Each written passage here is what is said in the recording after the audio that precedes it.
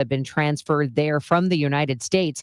Rwanda, one of 4 African countries reaching such an agreement with the Trump administration. The other countries, Uganda, Eswatini, and South Sudan. None of those transferred there is African. Forced labor camps in the name of God run out of a number of St. Louis County homes, including the mansion in Wildwood that once belonged to Nellie. A federal grand jury returned a 10-count indictment against Reverend David Taylor, who called himself Jesus' best friend, and Michelle Brannon, both leaders of the Kingdom of God Global Church. The 2 allegedly ran call centers that raised more than $50 million using unpaid workers who were given impossible donation quotas. Not meeting them was punished with physical and psychological abuse, deprivation of food and sleep. Taylor and Brannon using that money to buy properties and luxury vehicles, including a number of Bentleys and a Rolls Royce. It's back to college week for many. Harlan Cohen, author of and college advice expert, says it's good for parents to discuss how often they plan to talk to their child before they go away to college. I like the parent asking the student first, as opposed to dictating what it is I need and I want. Because if they're like, never, okay, that's a good conversation to have. Or if they're like, maybe once a week, and then they're sending you a text every day, it's interesting. So just kind of having them think about that. And then for you, sharing what your expectations are. The weather is sponsored by FanDuel Sports Network. We've got partly to mostly sunny skies all the way through Labor Day Monday. Today's high 86, tomorrow 85. Right now it's 68 degrees in downtown St. Louis. Cardinals fans, FanDuel Sports Network is your TV and streaming home of the Cardinals. Subscribe directly to FanDuel Sports Network and stream the Cardinals or watch through your TV provider. Visit FanDuelSportsNetwork.com for details. I'm Debbie Monterey, KMOX News. Chris Ranji, Amy Marks Kors, The Chris and Amy Show. Check it out. St. Louis, Mound City, we are going to have a great day today. On 104.1 FM. Let's take it from the top. KMOX. Welcome in on another beautiful day here in St. Louis. Thursday, it feels like fall. I am making it my goal to wear a sweater to work every single day this week. So far, so good. 4 days in a row with sweater weather. Thank you for listening to us today. Brad Young, the esteemed Brad Young from Harris Dowell Fisher and Young, is sitting in for Chris Ranji, who is off on his Oasis fantasy concert tour. He's very excited about that. Is he, or is he visiting his family in Chicago? It might be double duty. Okay, gotcha. One must assume. Speaking of double duty, you can always listen to our show if you have the Odyssey app, because you can carry us with you wherever you go. That's what I do. I'm a P1. That means you're a really great listener. And so is Brad Young. So the Odyssey app, KMOX. That's also where you can leave us a voice message if you are so inclined. We don't have the old voicemail anymore. There's a microphone icon on the KMOX page on the Odyssey app. Leave us a voice message. You can also follow us on Twitter at Chris Amy KMOX. Same thing with Instagram at Chris Amy KMOX. And we love to get texts and calls from you. So save this number into your phone, 314-436-7900. Time now for the top of the order. The top 3 stories everyone will be talking about. Well, it has been in the news constantly now since yesterday. Absolutely tragic situation coming out of Minneapolis, where 2 children were killed, 17 people injured when a gunman fired into a Catholic school during an all-school mass. And we'll continue that conversation also later in the show. Andrew Egger, White House correspondent for The Bulwark, joins us. He's filling in for Major Garrett, who is out on assignment. We will talk to him about the chaos at the CDC. And speaking of chaos, Brad Young, the Cardinals lose to the Pirates 2-1 last night. They do play today at 1:15. So no Gas House Gang or a shortened Gas House Gang pregame leading into the coverage here. So you just want to keep it on KMOX, because we'll have pregame where Gas House Gang would normally be. Now, I was at the game last night. Were you? I was, and Sonny Gray pitched a great game. The problem is that the Pirates have this young hurler that can throw 100 miles an hour, and nobody could see the ball coming. I mean, there was just no offense. And then there was a huge error on first base, Mhm. where Sonny Gray forgot to catch the ball to do an out to tag the guy out or to tag the base, and that led to the both of the runs that ultimately beat us. Yeah, that is a big error. You don't want to forget to catch the ball. But I will say, despite there was no offense last night, right? None. And you Zero. said, Well, well, one home run they had and some that good was it. pitching. But even when the pitching hasn't been great, even when the pitchers are names that I haven't heard before, the Cardinals have struggled to hit. Yes. They've been struggling as of late. But I guess the good news is it was beautiful weather, and it's always fun to be at Busch Stadium. You know, that's the thing. I had a great time. I went over and said hi to Glover. He was there last night, and it was a perfect evening. It was enjoyable. And I Mhm. was there with 7,000 of my closest friends at the game.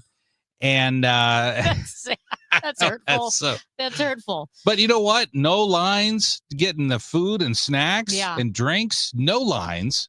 No problems going to the restroom. I mean, if you're going to look at the silver lining, there Yeah. were some benefits. A few benefits. I will say too, with the weather being cooler. Yes, we all want to be in the playoffs, but I miss cold baseball. I love cold baseball. I do too. So last night was a taste of that. So looking forward to when we can make our way to the playoffs again. I do want to note quickly before we move on, we have a 636 texting that I believe is on Brad's side, that Chris claims he's going to see Oasis, but he believes that he's probably just behind on child support. So we'll have to get the update from him. And you know, when folks at KMOX have legal problems, they tend to call me. And I know that Chris is avoiding calling me to help him with his unpaid child support for his family in Chicago, because that would blow the whole thing wide open. Blow it wide open. You can't discuss that type of business with your coworkers. No, Yeah. not at all.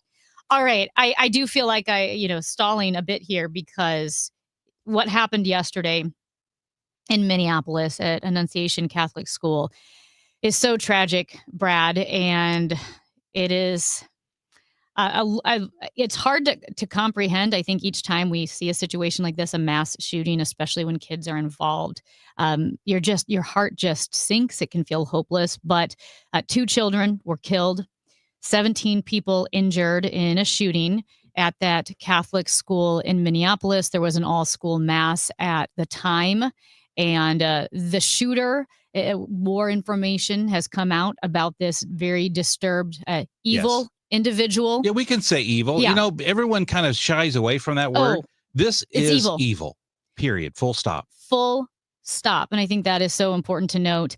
And, without getting into too many of the details, but the shooter had a whole manifesto and social media accounts that fantasized about violence. There were pictures and entries that described the killing of children. There was a drawing of the Annunciation Church's sanctuary. There was a full manifesto of deranged anti-Semitic thoughts about, but I don't even want to say what he said about Jewish people, but horrible things about Jewish people. About killing President Trump. There was a lot of anti-Trump. There was a lot of, this individual was transgender. So there was transgender, pro-communist, like I said, anti-Trump, anti-Semitic, anti-Catholic, lots of material for the investigators to go through. This is evil because, as the shooter wrote, that the killing of children, of innocent civilians, would bring the most joy. And I think we can stop there with what was in this lengthy, deranged, demonic writing. I mean, just terrible. And so one question is, I guess, Brad, how do we protect our society? How do we protect our kids from individuals like this? I know there are a lot of answers. I'm sure people will be chiming in, but it hit me really hard where I was struggling getting my thoughts together yesterday. What were some of your thoughts, or where are you now? I mean, it was just grief. I It just was kind of grief. felt paralyzed with grief. It was grief. And once I heard about it, I immediately stopped. I started praying for the families of those who were impacted, both those whose children were killed, but also those whose children will be forever scarred by this. And we won't know the length and the breadth and the depth of the problems this is going to cause these children. We won't know that for decades, because there are kids who are going to have issues because of this. So I just stopped immediately when I heard it. I just started praying for the families of those who are impacted. And it is a crisis. But when you talk about how do we, and I've heard a lot of this on television. I've been watching a lot of the news coverage because I'm a news junkie like you, and a lot of the news coverage focuses on this cannot happen in our country, but it is. And I by no means am I excusing this. Please don't misunderstand what I'm going to say here in a moment. I am not condoning this. I'm not excusing it. But we have to realize that the government cannot solve all of our problems. You cannot legislate morality. You cannot do that. You cannot legislate the way someone thinks. You cannot legislate the way someone fantasizes. You can't legislate that away. And so the idea that we could pass a law to suddenly protect all of our people, to me, is an expectation of something that cannot occur. I'm not trying to make light of this, but that'd be like me saying, what can we do to give me a full head of hair? Okay, it's not going to happen. And there's no way for us. Now, we can take steps to make it more safe. We can institute new policies, but at this church, they locked the door after the mass. So the shooter couldn't even get in the building. So he started shooting through the windows. So there's nothing that we can do we can't put our kids in adamantium bubbles and protect them. We can do the best we can, but bad things will always happen. Yes. And I think when we're looking at this situation too, I know it can turn into political people taking sides and so forth, but I feel like along the lines of what you're saying is, from a morality and ethical issue, we need to look where society has failed. Not the federal government, but society in general. Where have we failed? And I mean, that's multiple layers and generations deep. Yes, you're going to look at that in the same way, like you said, the government can't legislate morality. Well, not everything that's immoral should be illegal.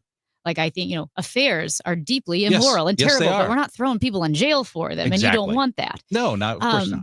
But then also there can be laws that can create barriers, make it harder for unwell people to take action. Of course, I'm, beating around the bush here with stricter gun laws, but I think you can you look at both and say, what can we do that doesn't impede freedom, but is at least maybe more practical?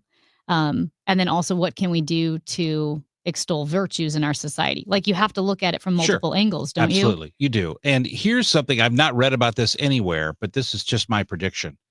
And that is, you remember when there was that shooting, I think it was in Michigan, where the parents were prosecuted. Yeah. All right.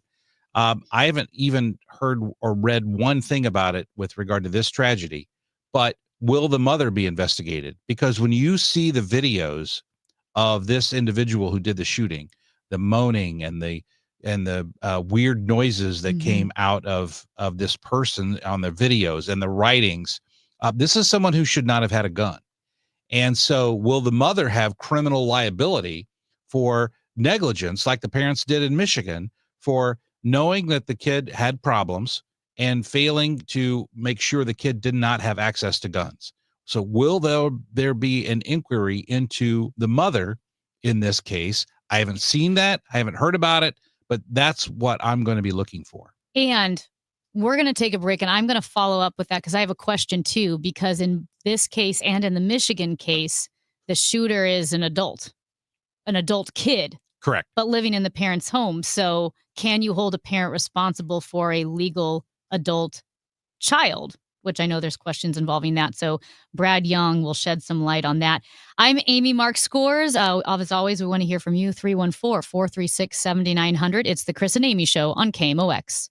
This Labor Day weekend, we're celebrating Bob's Discount Furniture's 200th store milestone with the entire Bob's family across the country. For more than 30 years, we've believed everyone deserves the home they love. That's why we brought our everyday low prices on furniture, mattresses, and more to over 200 locations from coast to coast and counting. Not to mention free treats for the whole family in our cafes. Celebrate Bob's Discount Furniture's 200 store milestone this Labor Day weekend. Oh, my Bob! I'm Ed Evans, CEO of Consumer Cellular. We're dedicated to serving people 50 and up like me. Our needs are different. Big Wireless wants us in an unlimited plan, but if you're not using all that data, you're probably getting used. At Consumer Cellular, we're focused on affordable, reliable plans, including data that suits your needs, not ours. Our plans start at just $20, and you'll get the best customer service in the business. Call 1-888-FREEDOM, visit consumercellular.com/facts or a store near you. Plans include $5 credit for auto pay and e-billing. See site for additional facts. Do you know what went down at the Viper Room the night River Phoenix died? Are you aware of how Steve McQueen escaped death at the hands of the Manson family? But what about the real-life brutal murder that inspired David Lynch's Twin Peaks? These stories and more are told in the Hollywoodland podcast, where true crime and Tinseltown collide. Follow and listen to Hollywoodland wherever you get your podcasts. Here's a few questions for you from California Psychics. Do your workdays seem to go on forever? Is your career progression as fast as downtown traffic? Or does your boss still not know your name? Hey, you, Tina, Lisa, Sheila, whatever. Get that report to me by lunch, okay? It's Carrie, ma'am. Just get it done, Terry. It's time to read the career warning signs and talk to California Psychics. We're always on hand to give you the career guidance you need.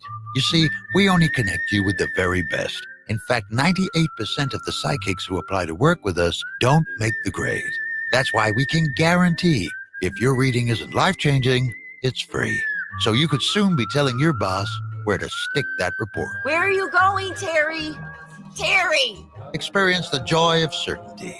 California Psychics. Call 1-800-PREDICT today and get 20 minutes for just $20. Representative Jason Smith stopped a massive tax hike by voting to make the 20% small business tax deduction permanent. This means Missouri's small businesses can grow, hire, and invest in our communities. Visit smallbusinessdeduction.com and thank Representative Smith for protecting America's small businesses. Paid for by the National Federation of Independent Business. Rock and Roll Hall of Famers, the Doobie Brothers, with special guest, the Coral Reefer Band. Live in concert. The Walk This Road Tour. This is a party you won't want to miss. The Doobies and the Reefers. Live at Hollywood Casino Amphitheater, September 4th. Get tickets now at livenation.com. Hospital Sisters Health System isn't just in your community. We're part of it. Expert care and genuine support backed by a network that puts your health first. HSHS, connected to our community, committed to your health. Visit hshs.org/caring. Straight Realty has always been an industry leader when it comes to commissions. So it should come as no surprise that the recent Realtor settlement has only empowered us to continue offering our sellers even better rates. We now list homes for only 2%. Hi, I'm Christina Straight, owner of Straight Realty. Call me, 314-441-4444. Why pay more than 2? You can also listen to my podcast on my website, straightrealty.com. Commissions are not regulated and are negotiable. Straight Realty is a licensed broker in the state of Missouri. It's the Chris and Amy Show on 104.1 FM KMOX, sponsored by the St. Louis Aquarium. Explore the St. Louis Aquarium at Union Station.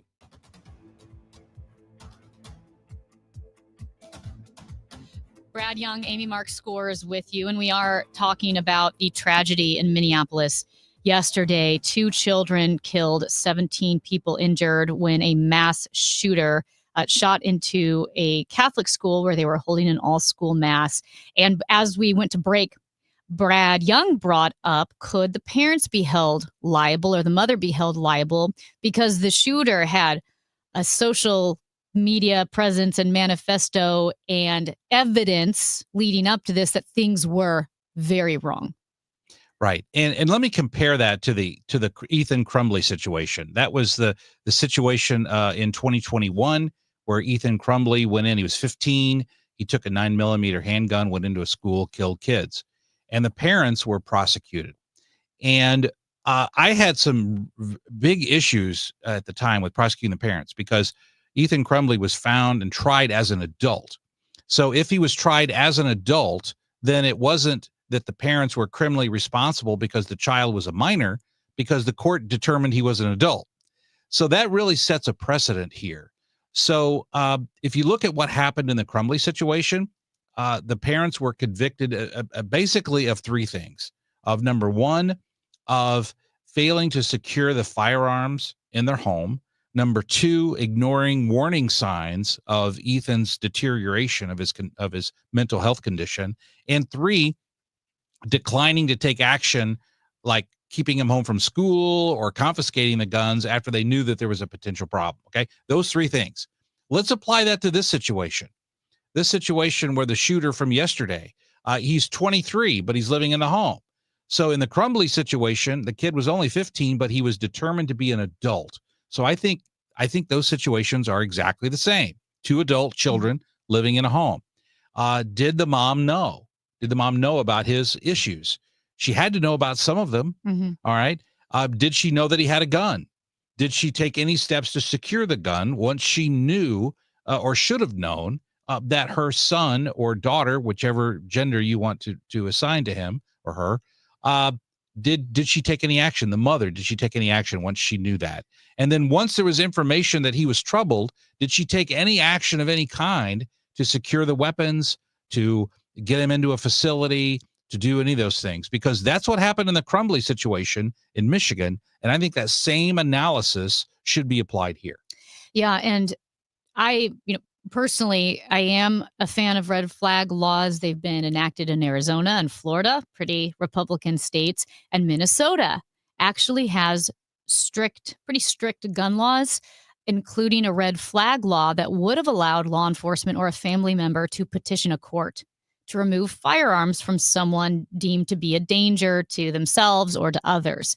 And could that be negligence on the mother's part because this person didn't have any involvement with the justice system, was not known to the police? So the only human barrier, I guess I should say, or one of the major barriers between the shooter and the incident happening was the mother who knew that this person was unwell.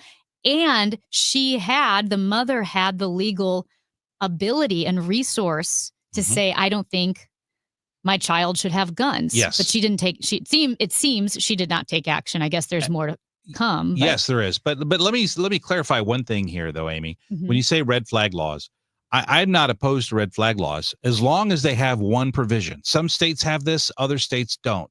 And that's why you have to make this clarification. Red flag laws that allow for an immediate hearing because under the concept of due process, if the government's going to take my property, they can only do it constitutionally by due process, meaning there has to be a hearing on this issue. Some red flag laws don't allow for that, and I think those are blatantly unconstitutional. But as long as the red flag laws allow for an immediate hearing on the issue of, can this person possess firearms, yes or no, because the government is literally taking your property, there has to be a hearing on that. And as long as they do, I don't have a problem with red flag laws. In fact, I think they're beneficial as long as they have that one provision. And when looking at the situation too, we talked about this earlier, that I think there are steps the government could take. There are steps society needs to take. There are failures that lead to something like this happening, because the truth is there is evil in the world. So how do you protect the most vulnerable? Your children, people worshiping. How do you protect the most vulnerable from evil in this world? And that takes both some steps with government and laws, and also steps with society. And parents. And I think even now more than ever, Malcolm Gladwell, this was 10 years ago, wrote for The New Yorker about the phenomenon of mass shootings. This was 10 years ago. Think of all the shootings we've had in the past 10 years. And a big part of that, of course, was the Columbine shooters and their manifesto and how that became glorified by a lot of disturbed, evil people wanting to do harm. And a really, I thought, insightful point is that with each mass shooting, it's not that we go, look, there are more and more evil people willing to take this step.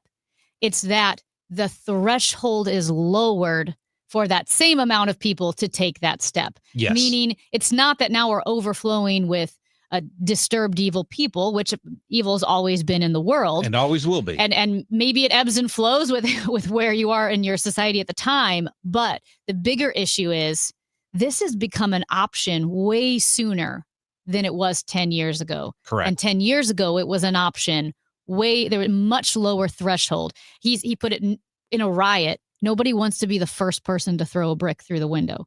But once you've broken several windows, everybody's throwing bricks. Yep.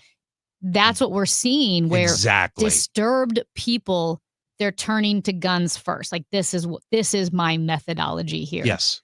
And so it takes, I think, laws and society working together. Because those do work together. For example, if this mother had any inkling that her son/daughter was prone to violence, I think she had an ethical duty to alert officials. If she knew that her son/daughter had guns and had these type of mental health issues, she had an ethical, moral, and I would dare say a legal responsibility to contact the authorities. Did she or did she not? We don't know. It's still very early. It just happened yesterday. But I think these are questions that we need to have answered as this moves forward so we can make the appropriate changes in the future to make sure that parents know that they have the responsibility and the government knows that it has the responsibility to enact laws to work in conjunction with parents to try to reduce the likelihood of this happening again. He's Brad Young. I'm Amy Mark Scores. It's the Chris and Amy Show on KMOX. Hey guys, Dave Glover here for the Dave Glover Show. So, what is my show? My show is 4 different people living 4 different lives, all coming together every day between 1 p.m. and 5 p.m. to talk about life, actual life, not so much headlines or did you see what Trump did today or XYZ. Never predictable because I never know what I'm going to talk about from one segment to the next. So it truly is unique and unpredictable. Join us. 104.1 FM, KMOX. You're listening to Leaf Filter Radio, and the guru of gutter protection himself, Chris Coonahan, is here to take your most pressing leaf-related questions. Hey, everybody. Chris here. I understand we have Ron on the line. Ron, where are you calling from? Uh-oh. Ron, are you calling from a ladder? Well, I was. I wanted to ask Chris what I need to do to get my gutters ready to have leaf filter installed. Oh, Ron, you don't have to do anything. A Leaf Filter Trusted Pro will come out and clean out your gutters, realign and seal your gutters, and install Leaf Filter, America's #1 gutter protection system. So I didn't need to get on this ladder? Ron, Leaf Filter Trusted Pros are in your neighborhood and ready to help. Just visit leaffilter.com/deal to schedule your free gutter inspection and get up to 30% off. Thank goodness. What was that site? That's leaffilter.com/deal for your free gutter inspection today. See representative for warranty details. Promotion is 20% off plus a 10% senior or military discount. 1 discount per household. Currently, it is 68 degrees, partly sunny and beautiful today, a high of 86. Tonight, clear to partly cloudy and cool, a low of 57. Weather sponsored by Financial and Tax Strategies. It's never too early to start thinking about your retirement journey, and it's never too late either. You just need to know that the steps may look a little different. Listen to Wealth and Wisdom with Gary Goldberg, Saturday mornings at 7 here on KMOX. When my wife and I got married after both graduating law school, we didn't have 2 nickels to rub together. Ultima had to give me her gas card just to drive home. We never could have imagined that one day we would have the largest injury firm in the world and $25 billion in money collected and counting. As good Catholics, we had 4 children fast. They all work in the firm today. Our family protecting yours. I'm John Morgan of Morgan & Morgan. But our greatest gift was years away, grandchildren. Today we have 6 and counting. It's the greatest joy that we have ever experienced. I think about them all day long. Our family promises to protect your family should you need us. Call us. It's easy. Visit forthepeople.com and make sure you hug your grandchildren. God's final gift to us. Morgan & Morgan, for the people. Injured? Dial Pound Law or visit forthepeople.com for an office near you. I always get asked, when's the best time of the year to purchase an air conditioning and heating system for your home? My response is always the same. If you call me and have a free consultation on your needs and based on your budget, it's always a good time. There's never a bad time. You don't fear my pricing. I try to buy as much as I can at the start of the season, and anything we have left over, it's still a discounted price to you. So if you're looking or you're waiting before winter, because we all put it off, man. We all put it off. None of us like to spend money. But if you know you're going to be doing something before winter, call me, Bart Inman. One easy number in Missouri and Illinois. It's 314-293-2600. Or on the internet, bartinman.com. That is Bart with a B, Inman with an I.com. God bless. Cards manager Ollie Marble joins the Gas House Gang every Tuesday at noon. Sponsored by Siteman Cancer Center on the voice of the Cardinals. 104.1 FM, KMOX.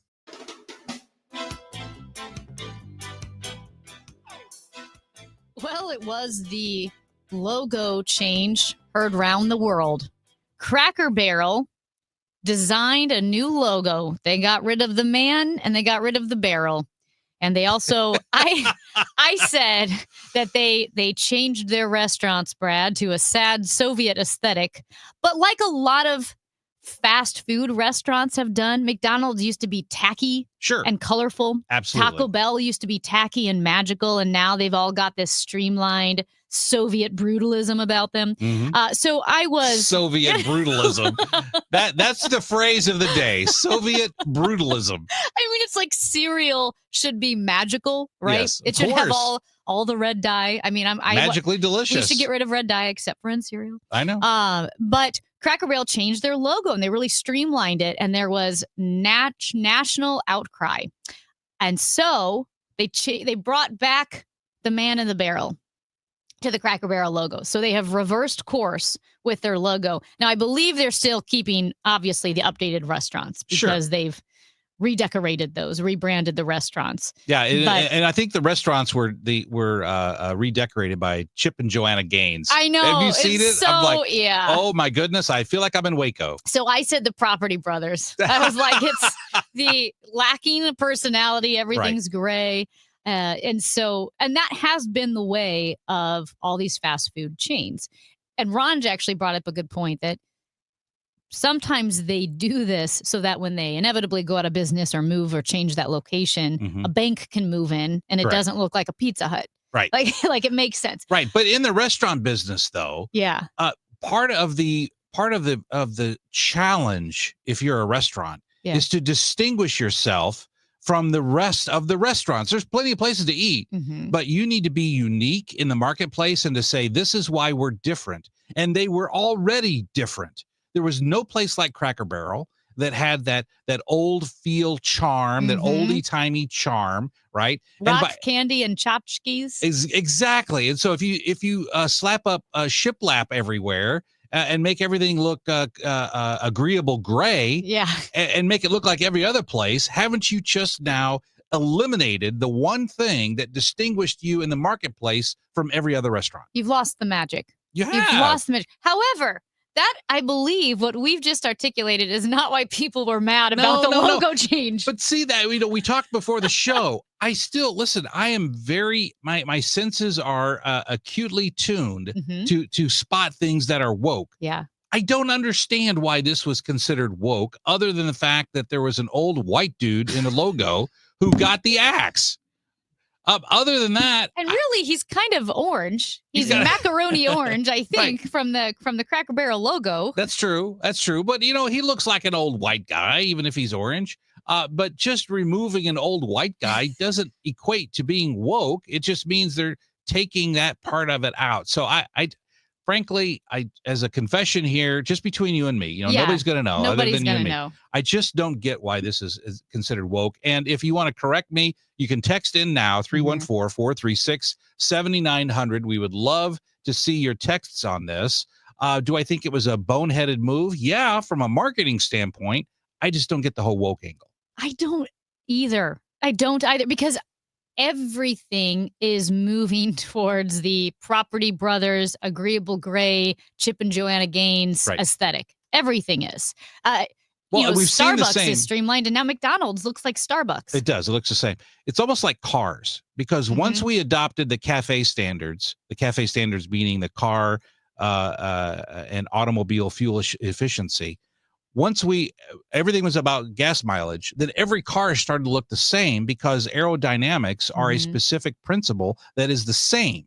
So every car looked the same in order to get the maximum amount of fuel efficiency. Now that the CAFE standards have been effectively eliminated by the big, beautiful bill, we might actually see interesting looking cars in the future when the only factor isn't gas mileage. I bring that up because distinguishing your product in the marketplace from a marketing standpoint is critically important. But when all these restaurants are running to look the same, it eliminates the distinguishing factors that make you unique. And there have been reports that certain, investors of the company had warned against rebranding. But my guess is with every company, and in my experience, every company that moves forward with a rebrand or changing the look or the vibe, there's always pushback.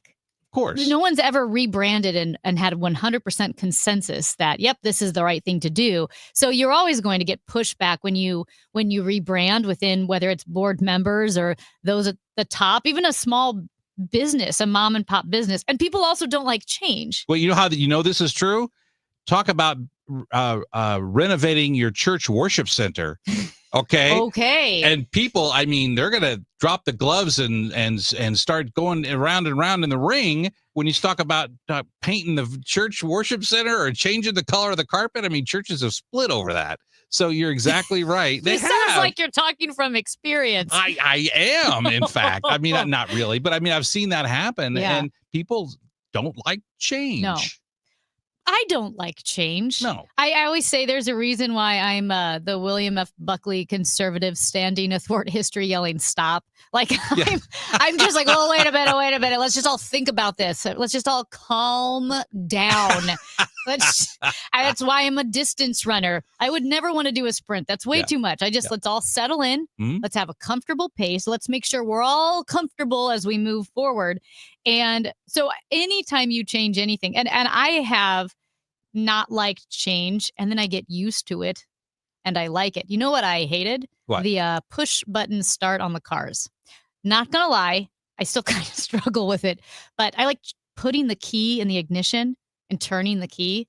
Yes. Didn't that feel right? Right. It felt right. There was a visceral enjoyment from participating in the starting of a magical engine. Mm-hmm. And it took a little bit of effort, but when you push a button, it's very non-eventful. I guess this is the whole Cracker Barrel thing, is the natural reaction of people not liking change, but the more recent unnatural reaction of making everything political.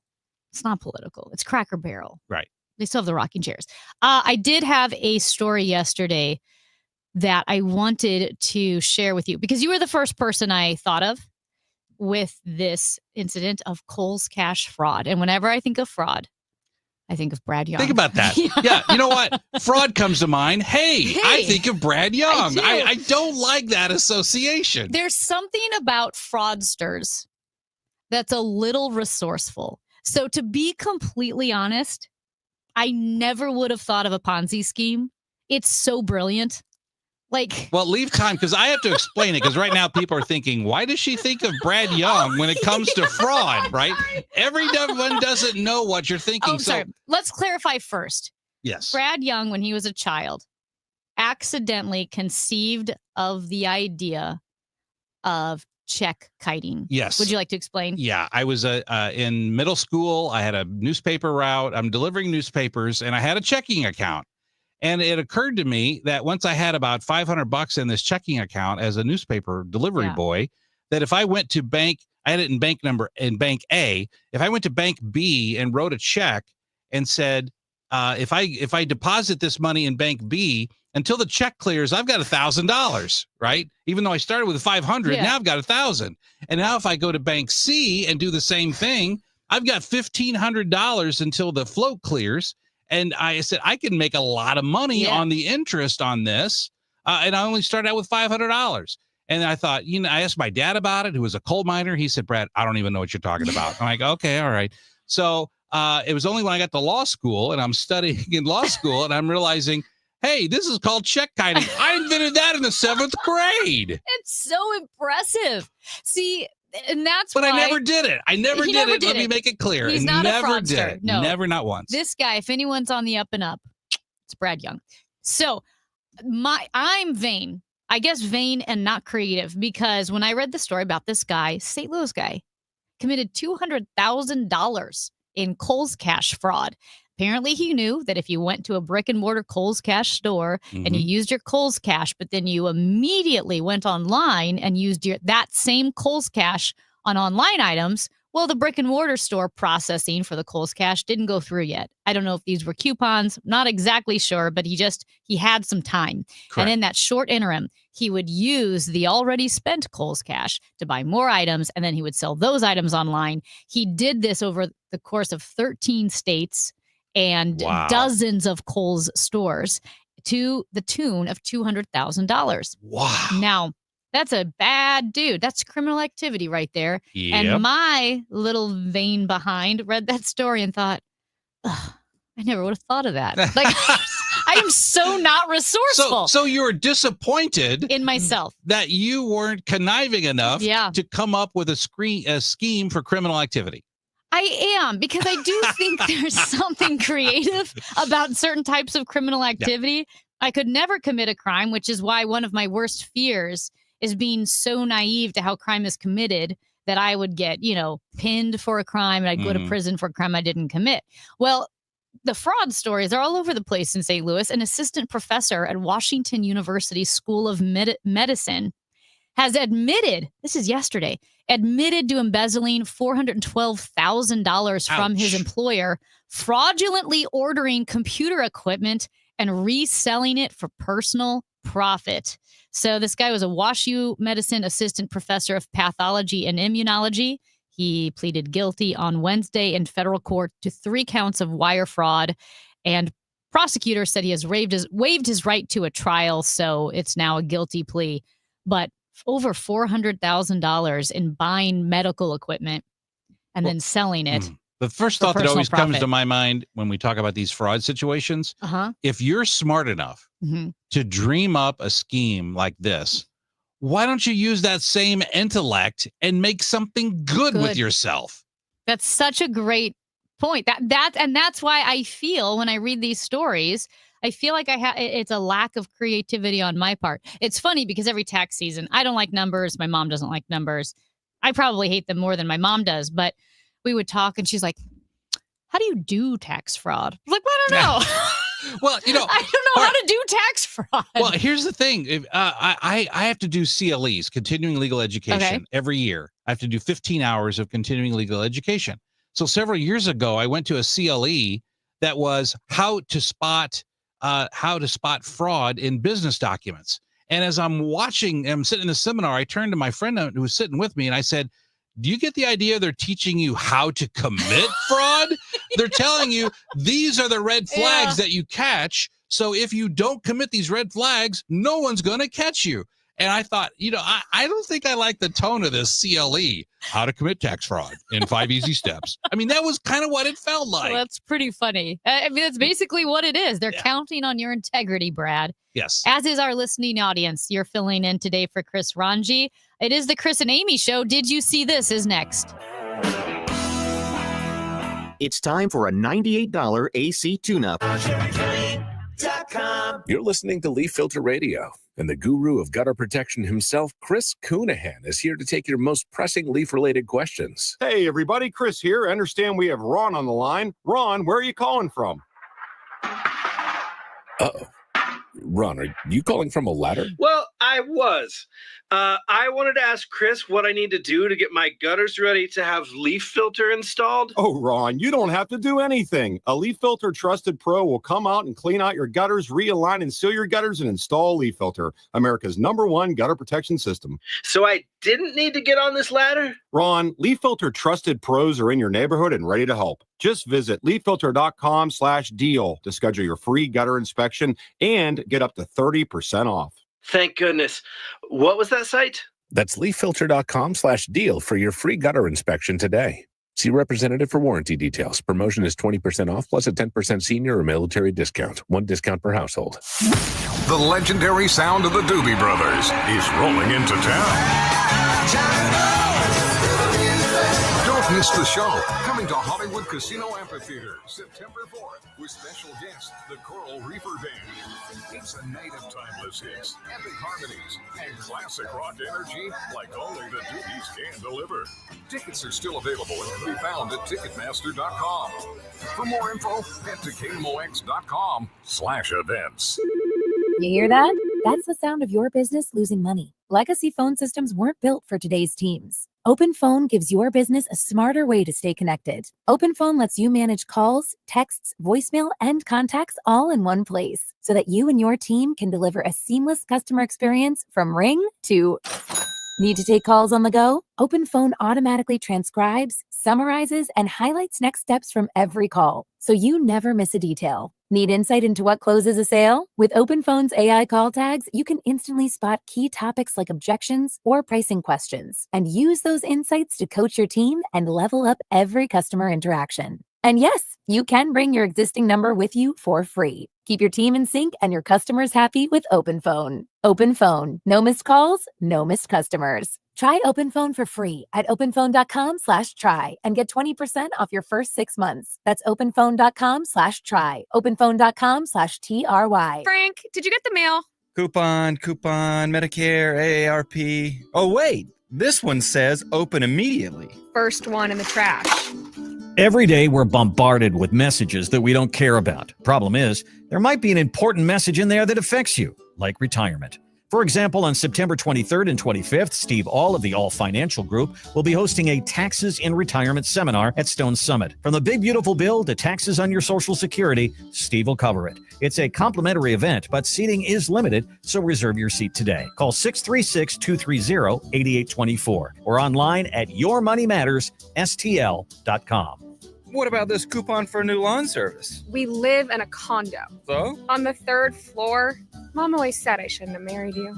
Investment advisory products and services made available through Impact Partnership Wealth, LLC, IPW, a registered investment advisor. Neither the firm nor its agents or representatives may give tax or legal advice. Individuals should consult a qualified professional or guidance before making any purchasing decisions. Hey, Illinois, this is Ben Barnett, board-certified master arborist and owner at Timberline Professional Tree Care. Sorry, St. Louis, this message is for our friends in the Metro East. Did you know that most Missouri-based tree contractors can't legally travel into Illinois?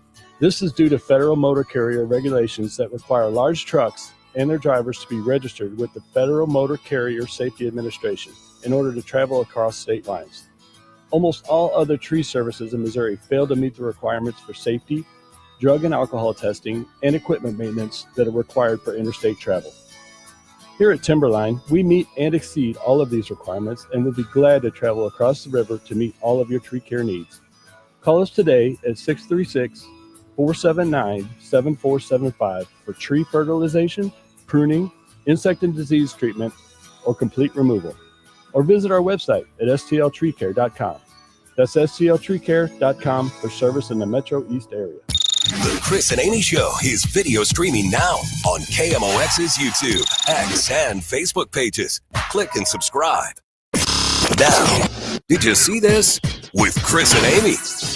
All right, I have a running Did You See This, which everybody says nobody cares about running, which I get. But if you've heard of the World Majors marathons, it's like the New York City Marathon, the Boston Marathon, London, Berlin. There were 6 of them. Well, now there's a 7th, the Sydney Marathon. And that takes place on Sunday, which for us is Saturday for them. Anyway, I had a bunch of friends running the Sydney Marathon. So they all took off on Tuesday. And yesterday, while we were doing our show, all I could think of was today doesn't exist for them because you leave on Tuesday and you arrive on Thursday. Right. And I went to Australia in 2015, and I think this is why the tickets were cheap. I left on Saturday. It was a Saturday night flight, left Dallas at 10:30 p.m., 17-hour flight to Sydney. Left Dallas at 10:30 p.m. on Saturday, and I arrived on Monday morning. But Sunday was Easter Sunday. So Easter Sunday didn't exist for me, which, like, saying out loud now sounds super sacrilegious. That's not why I did it. The trip was planned, and I don't know what to say. It sounds really rude now. But Easter Sunday didn't exist for me, and that is a weird thing when the day just goes away. Yeah, it disappears because it doesn't fit within our understanding of how things work. Right. You can't just magically beam it out like Scotty on Star Trek. I know. But that's, in essence, what happens. And it was so funny because I was doing the show yesterday thinking, today doesn't exist to them. Brad, I have one question, too, for you. Have you ever gotten on a plane and turned left? Gotten on a plane and turned left. No, that would take you into the cockpit, wouldn't it? No. Well, on Southwest it would, but on international flights it would take you to first class. Oh, like first class and business class. Gotcha. And that's our big thing is one day when I grow up, I want to get on a plane and turn left. Well, I try. The rule at my house is everything goes to the right. Okay. I'm just letting you know when we have holidays and our guests are over, because we have like 30 people over for holidays and everyone starts passing to the left. I always say, I'm sorry, at the Young household, everything goes to the right. Everything goes to the right. Exactly. Well, when I flew extra super economy to Australia. I was in row 87, Brad. Row 87. Row 87? And I'm pretty sure I had to sign a waiver that when... Wait. Isn't that called the aileron outside the plane? I didn't get it. Well, I had to sign a waiver that said if we're low on gas, we dump your seats first. It was so far back. So, yeah, that was my trip. One day, though, we'll turn left. Wow. Yeah. Wow. Well, did you see this? There was in Lithuania. Yes, in Lithuania. I cover everything in Lithuania.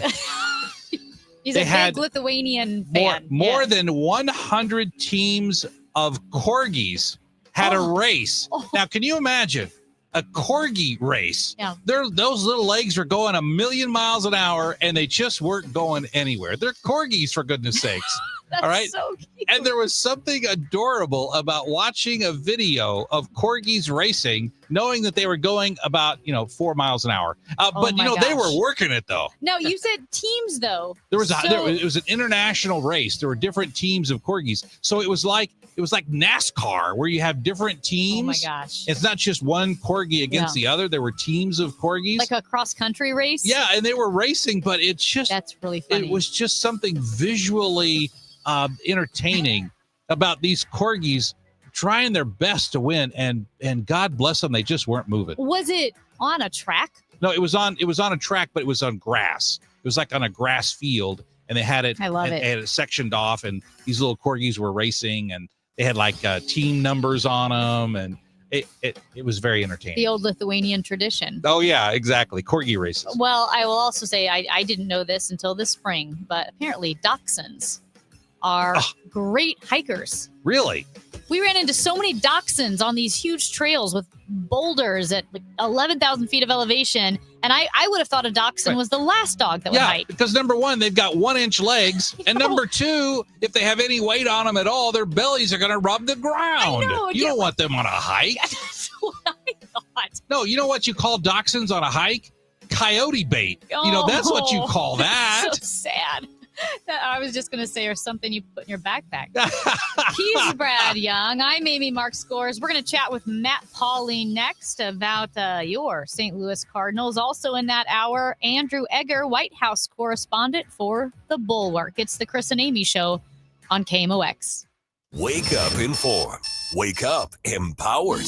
Wake up to Total Information AM, your morning must. Hi, this is Debbie Monterey. I'm Megan Lynch. This is Tom Ackerman. From local news to breaking headlines to weather, traffic, and the stories that matter most, we've got you covered before your first sip of coffee. Expert analysis, bright perspectives from the people you trust. Total Information AM. Your day starts here. Mornings beginning at 5 on 104.1 FM. KMOX. Coverage varies by plan. View contracts and exclusions at EnduranceWarranty.com. Auto repair bills are through the roof.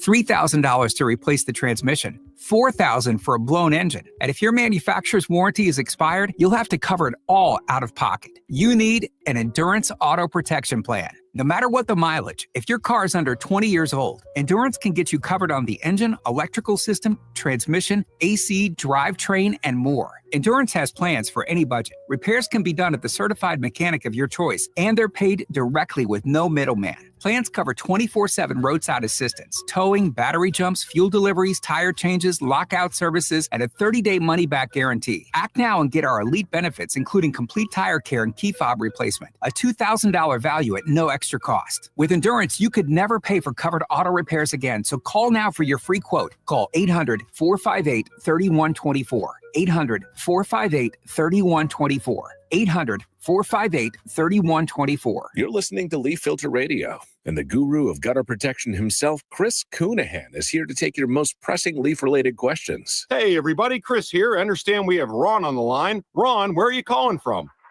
Uh-oh. Ron, are you calling from a ladder? Well, I was. I wanted to ask Chris what I need to do to get my gutters ready to have leaf filter installed. Oh, Ron, you don't have to do anything. A Leaf Filter Trusted Pro will come out and clean out your gutters, realign and seal your gutters, and install Leaf Filter, America's #1 gutter protection system. So I didn't need to get on this ladder? Ron, Leaf Filter Trusted Pros are in your neighborhood and ready to help. Just visit leaffilter.com/deal to schedule your free gutter inspection and get up to 30% off. Thank goodness. What was that site? That's leaffilter.com/deal for your free gutter inspection today. See representative for warranty details. Promotion is 20% off plus a 10% senior or military discount. One discount per household. Mid-America's most trusted voice for news. KMOX AM St. Louis. KMOX FM Hazelwood. Always live on the free Odyssey app. Siteman Cancer Center Spotlight. We are visiting with Dr. Premal Thacker. And we're very fortunate at Washington University School of Medicine and Siteman to have the only endometrial cancer spore. So we are actually doing a $15 million grant that is housed here under Dr. Much to actually evaluate uterine cancer. Thanks to Siteman Cancer Center, national leaders in cancer. For more information, please visit siteman.wustl.edu. Calling all future sportscasters. Sharpen your skills and learn from the best of the Missouri Broadcasters Association Sportscasters Forum, Tuesday, September 16th in St. Louis. Join Cardinals beat reporters, broadcasters, and the legendary John Rooney, the voice of the Cardinals, for insider sessions on play-by-play, interviewing, reporting, and more. Then cap the day with a Cards-Reds game at Busch Stadium. Open to college students and broadcasting pros. Just $10 for students, lunch, and a game ticket. Space is limited. Registered by September 2nd at MissouriBroadcasters.org. It is 10 o'clock and we've got sunshine with a few clouds hanging around. 72 degrees right now in downtown St. Louis. I'm Debbie Monterey. Ever since the National Guard was called into Washington, D.C., tourism in the nation's capital is down. Destination DC predicts a 5% drop in international visitors this year, and there are concerns even more people will be drawn away. Right now, things aren't great. CEO Elliot Ferguson says they've been here before. But never have we been in a space whereas the leader of our country is giving a false sense of what Washington has to offer as a city. Christopher Dreer owns a local tour guide company. Definitely a marked decrease in the number of people we have. And he says many are asking, is it safe? That was a very rare question. Now it's probably half to 3/4 of the people. Stacey Lynn, CBS News, Washington. Meanwhile, Chicago is bracing for the Trump administration to send in a fleet of ICE agents and possible troops to Chicago at a time when Illinois tourism is way up, reaching a new record last year of 113 million visitors. The number of visitors to Chicago last year rose 6.5% to 55.3 million compared to the year before. An hours-long barrage of Russian drones and missiles struck the Ukrainian capital overnight. At least 17 people were killed and dozens more injured, according to Ukrainian officials. Here's CBS's Chris Livesay. There has been global condemnation, especially within the European Union, from Germany to France to the UK, and especially from the European Union itself, all of them calling this an act of terror. The gun used in Emmett Till's lynching gets the spotlight. The gun used in Emmett Till's lynching is being displayed in a museum 70 years after his murder. The Mississippi Department of Archives and History unveiled the .45 caliber pistol in its holster during a news conference. It came on the 70th anniversary of Till's murder. The gun belonged to John William J.W. Millam, who, alongside Roy Bryant, abducted Till from his great-uncle's home on August 28, 1955. The white man tortured and killed Till after the teenager was falsely accused of whistling at a white woman in a rural Mississippi grocery store. I'm Haya Panjwani. Investigators examining the video's writings and movements of the shooter who fired through the windows of a Catholic church in Minneapolis, killing 2 children during mass and wounding 17 others. The shooter later died from suicide. The weather is sponsored by Jerry Kelly Heating, Air Conditioning, Electrical, and Plumbing. Partly to mostly sunny and pleasant this afternoon, a little warmer than recent days, high 86, and mainly clear tonight, though 61. Tomorrow, mostly sunny, high 85, plenty of sunshine Saturday, high 82. I'm AccuWeather meteorologist Joe Lundberg on 104.1 FM KMOX. It's 72 degrees. We've got sunshine with some clouds downtown at 10:03. I'm Debbie Monterey, KMOX News. The mountains came over, we were having spaghetti when we suddenly noticed that we started getting sweaty. So we grabbed the keys and we ate it in the van. That's what my friend said, call Jerry Kelly, man, JerryKelly.com. Give him a call, even though it's late, JerryKelly.com. Chris Ranchi, Amy Markscores, because life is too short for boring radio. 104.1 FM, KMOX. 1-2 pitch with 2 outs in the ninth. A swing, and the ball is hit on one hop, barehanded by Gonzalez.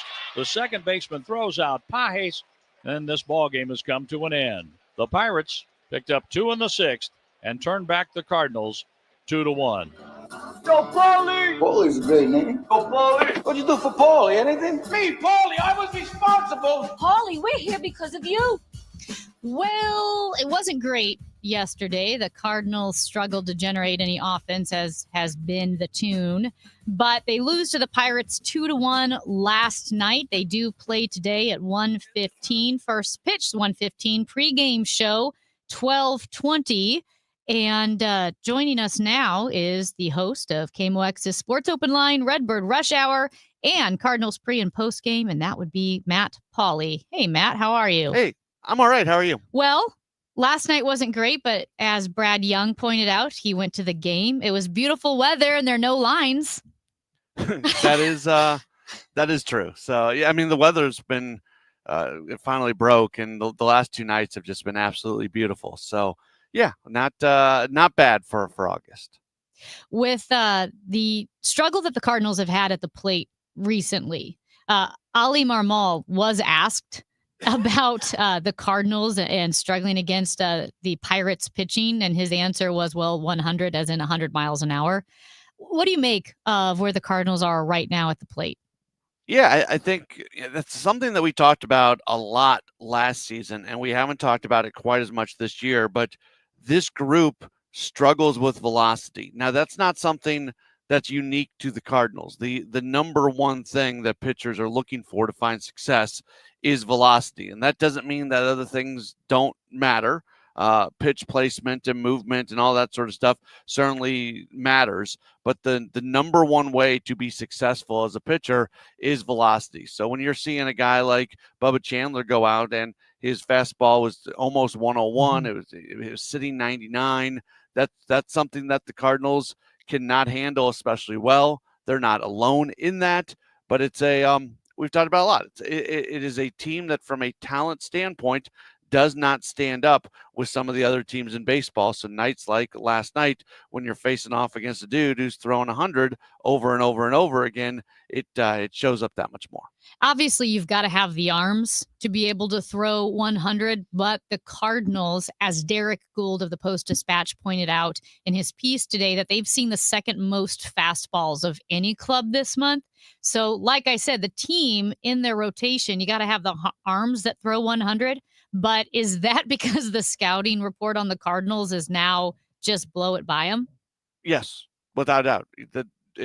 If a team struggles with velocity, then show them velocity, and that's what's going on, and that's what teams should do, right? Like that's a very basic thing. If the Cardinals hitters can't handle velocity, anytime you've got the opportunity to go throw something at a high level, you should be able to. You should do it, and that's The Cardinals just did not have an answer for Bubba Chandler last night. That's the story of the game. He goes out there, 4 innings, only gives up the 1 hit. Now, they don't do much about the other guys that they see as well, but that game was won and lost, I think, during the Bubba Chandler time.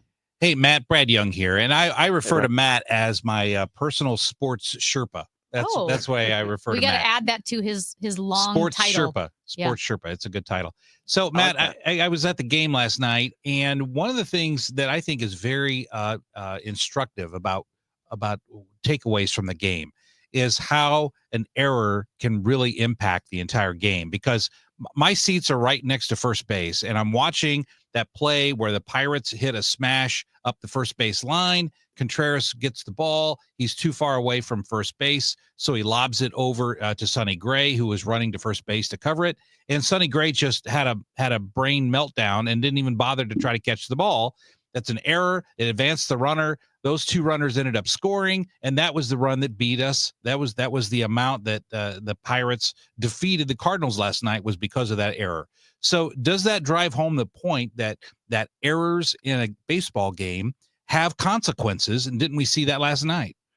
Yes, that is the single most important play of the game. It was a weird and funky play because Contreras looked to second first, but the runner was in his throwing lane, so he did not have a way to get the ball to second, so that's why he looked to first. Gray was expecting the ball to go to second, not right to him, so he was looking to second and then kind of put his head down, and he was not looking at Contreras when the ball came his way. So Contreras is culpable, Gray is culpable, Contreras ends up getting the air there. So Brad, you're right. Yes, errors do have consequences. Now, I would argue, though, if I want to talk out of both sides of my mouth, which I'm able to do so, the Cardinals scored 1 run last night. True. So, yeah, they commit an error that leads to 2 runs, but you're not going to win many games in the first place that you only score 1 run. So, a lot of times this big, huge spotlight gets placed upon defensive plays, and while it matters, we saw that it mattered last night. It shouldn't matter as much as the guys going to the plate and scoring runs. If the Cardinals have a respectable run scoring night last night, that play is just a footnote. Yeah, and I think that's kind of been the story this season. The Cardinals are losing a lot of games now, but even at the beginning, when it kind of felt like they were playing above everybody's expectations, it still felt like the wins were difficult to come by. Every inning felt like a challenge. And when you are struggling and you're splitting hairs, baseball is a game of details. So errors on a team like this matter a lot, in the same way walking the leadoff batter will often come back to bite you in the end. Yeah, I'll say this, though, because sometimes the Cardinals lean too much into defense. And they'll put, let's take the center field situation, for example. And it's a flawed point right now because Lars Nootbaar is not hitting. But let's go to this imaginary situation where Lars Nootbaar is really hitting and you're not getting any offense out of Victor Scott II or Nathan Church, whoever else you have in center field.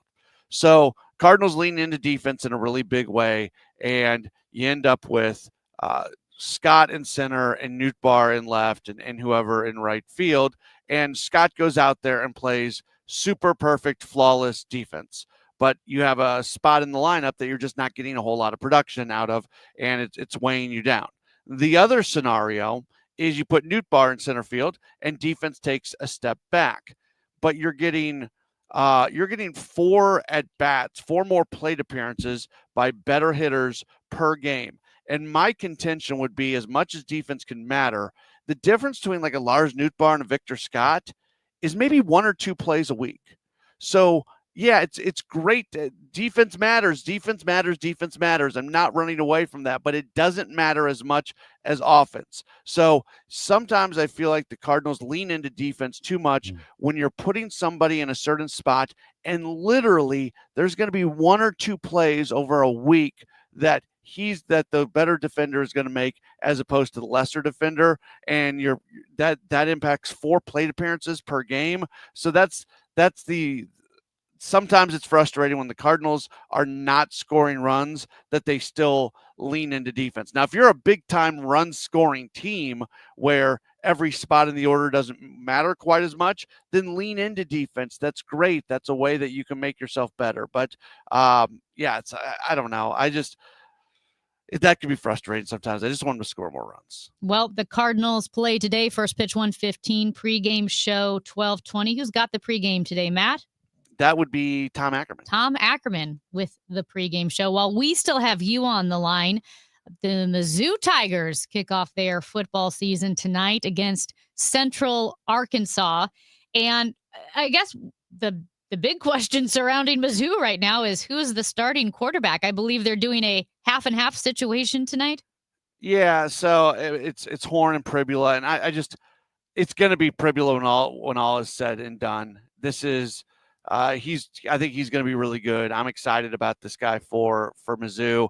Early on in the season, in situations like this, especially, like, no disrespect to Missouri's opponent tonight, but I don't think they have to worry too terribly much.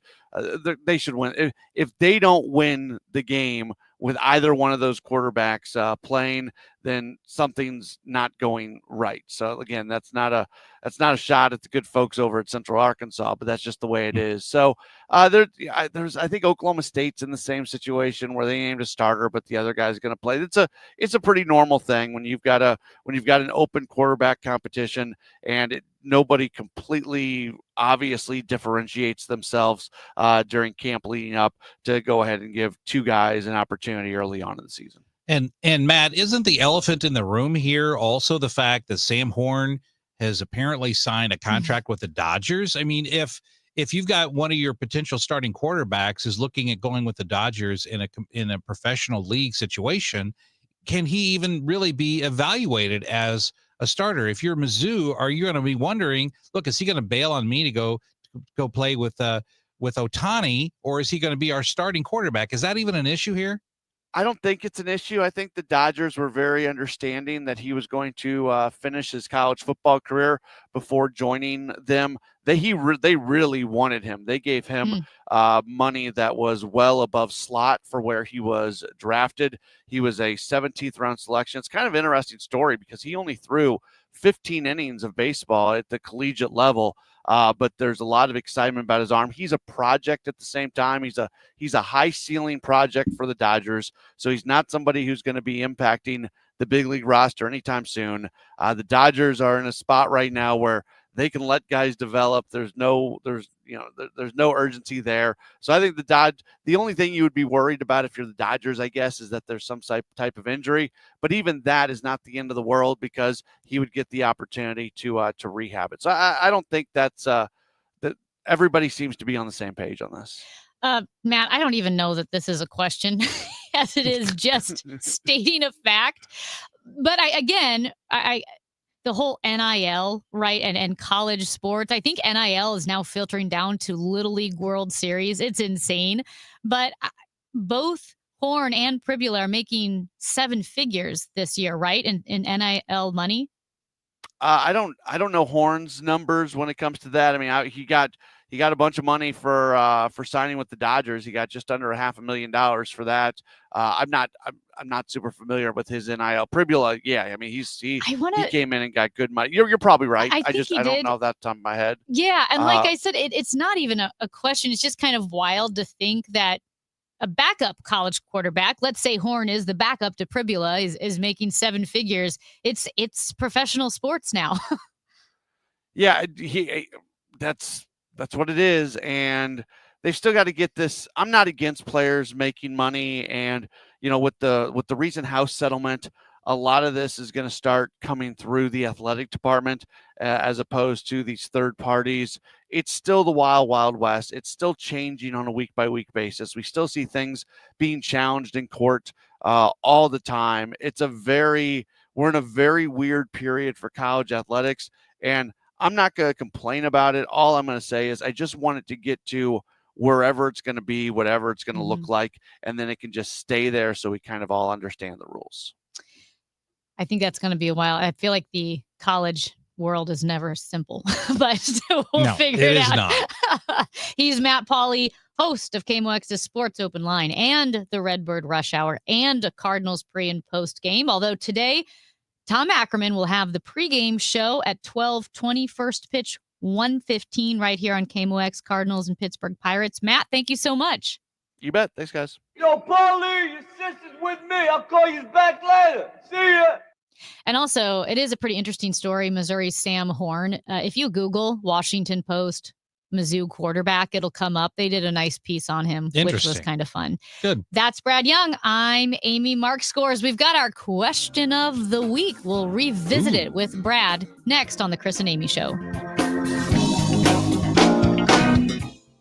Paul's new drone startup just lost its most genius computer scientist. We just lost our best genius to some new genius who's got a genius new idea. I'm going to have to find a new genius or two half geniuses and fast. He needs a computer scientist that can keep his startup from falling down. I need Indeed. Indeed you do. When you sponsor a job on Indeed, it's easier for talented candidates to find it, which makes it easier for you to hire them. Visit Indeed.com/credit and get $75 towards your first sponsored job. Terms and conditions apply. Did you know you can get your prescriptions for less at your local pharmacy? You can with GoodRx. It's the free app that can save you money on your medications. Just search for your prescription, choose the pharmacy and the price that works best for you, and then show your GoodRx coupon to your pharmacist at the drop-off counter. GoodRx works at over 70,000 pharmacies, including Walmart, Rite Aid, and Walgreens, and it works whether you have insurance or not. It's easy to save. Next time you drop off your prescription, check GoodRx. To start saving today, go to GoodRx.com. GoodRx is not insurance. I'm Ed Evans, CEO of Consumer Cellular. We're dedicated to serving people 50 and up like me. Our needs are different. Big Wireless wants us in an unlimited plan, but if you're not using all that data, you're probably getting used. At Consumer Cellular, we're focused on affordable, reliable plans, including data that suits your needs, not ours. Our plans start at just $20, and you'll get the best customer service in the business. Call 1-888-FREEDOM, visit consumercellular.com/facts or a store near you. Plans include $5 credit for auto pay and e-billing. See site for additional facts. This Labor Day weekend, we're celebrating Bob's Discount Furniture's 200th store milestone with the entire Bob's family across the country. For more than 30 years, we've believed everyone deserves the home they love. That's why we brought our everyday low prices on furniture, mattresses, and more to over 200 locations from coast to coast and counting. Not to mention free treats for the whole family in our cafes. Celebrate Bob's Discount Furniture's 200 store milestone this Labor Day weekend. Oh, my Bob! Hi, my name is Christina Straight, the owner of Straight Realty, and I'm asking you, what do you want in a realtor? Do you want experience? I've been a broker for over 21 years. Do you want to know how much I've sold? I've sold over $500 million, yes, $1 billion with a B in sales. Do you want value? I now list properties for only 2%. So if you're looking for all these things and want the best, then call me 314-441-4444. Why pay more than $2? You can also listen to my podcast on my website, straightrealty.com. Commissions are not regulated and negotiable. Straight Realty is a licensed broker in the state of Missouri. Hey guys, Glover here from my friends at Universal Windows Direct. We have all definitely been feeling the heat this summer, and if your home isn't staying cool, your windows could be the reason why. You can blast the AC all day long, but if your windows aren't doing their job, all that cool air is going out the window, literally. Never a better time to buy 2 windows, get 2 for free, and there's no limit and no interest for 5 whole years. That's 60 months of 0 interest financing. Call 314-334-2522 or go to universalwindowsdirect.com. I'm John Morgan of Morgan & Morgan. If you've been injured in a car accident, call America's largest injury law firm. For over 35 years, my mission has been to deliver more for our clients, to deliver more for you. Injured? Visit forthepeople.com for an office near you. You hear that? That's the sound of your business losing money. Legacy phone systems weren't built for today's teams. OpenPhone gives your business a smarter way to stay connected. OpenPhone lets you manage calls, texts, voicemail, and contacts all in one place so that you and your team can deliver a seamless customer experience from ring to... Need to take calls on the go? OpenPhone automatically transcribes, summarizes, and highlights next steps from every call, so you never miss a detail. Need insight into what closes a sale? With OpenPhone's AI call tags, you can instantly spot key topics like objections or pricing questions, and use those insights to coach your team and level up every customer interaction. And yes, you can bring your existing number with you for free. Keep your team in sync and your customers happy with OpenPhone. OpenPhone. No missed calls, no missed customers. Try OpenPhone for free at openphone.com/try and get 20% off your first 6 months. That's openphone.com/try. openphone.com/TRY. It's the Chris and Amy Show on 104.1 FM KMOX. Sponsored by the St. Louis Aquarium. Explore the St. Louis Aquarium at Union Station.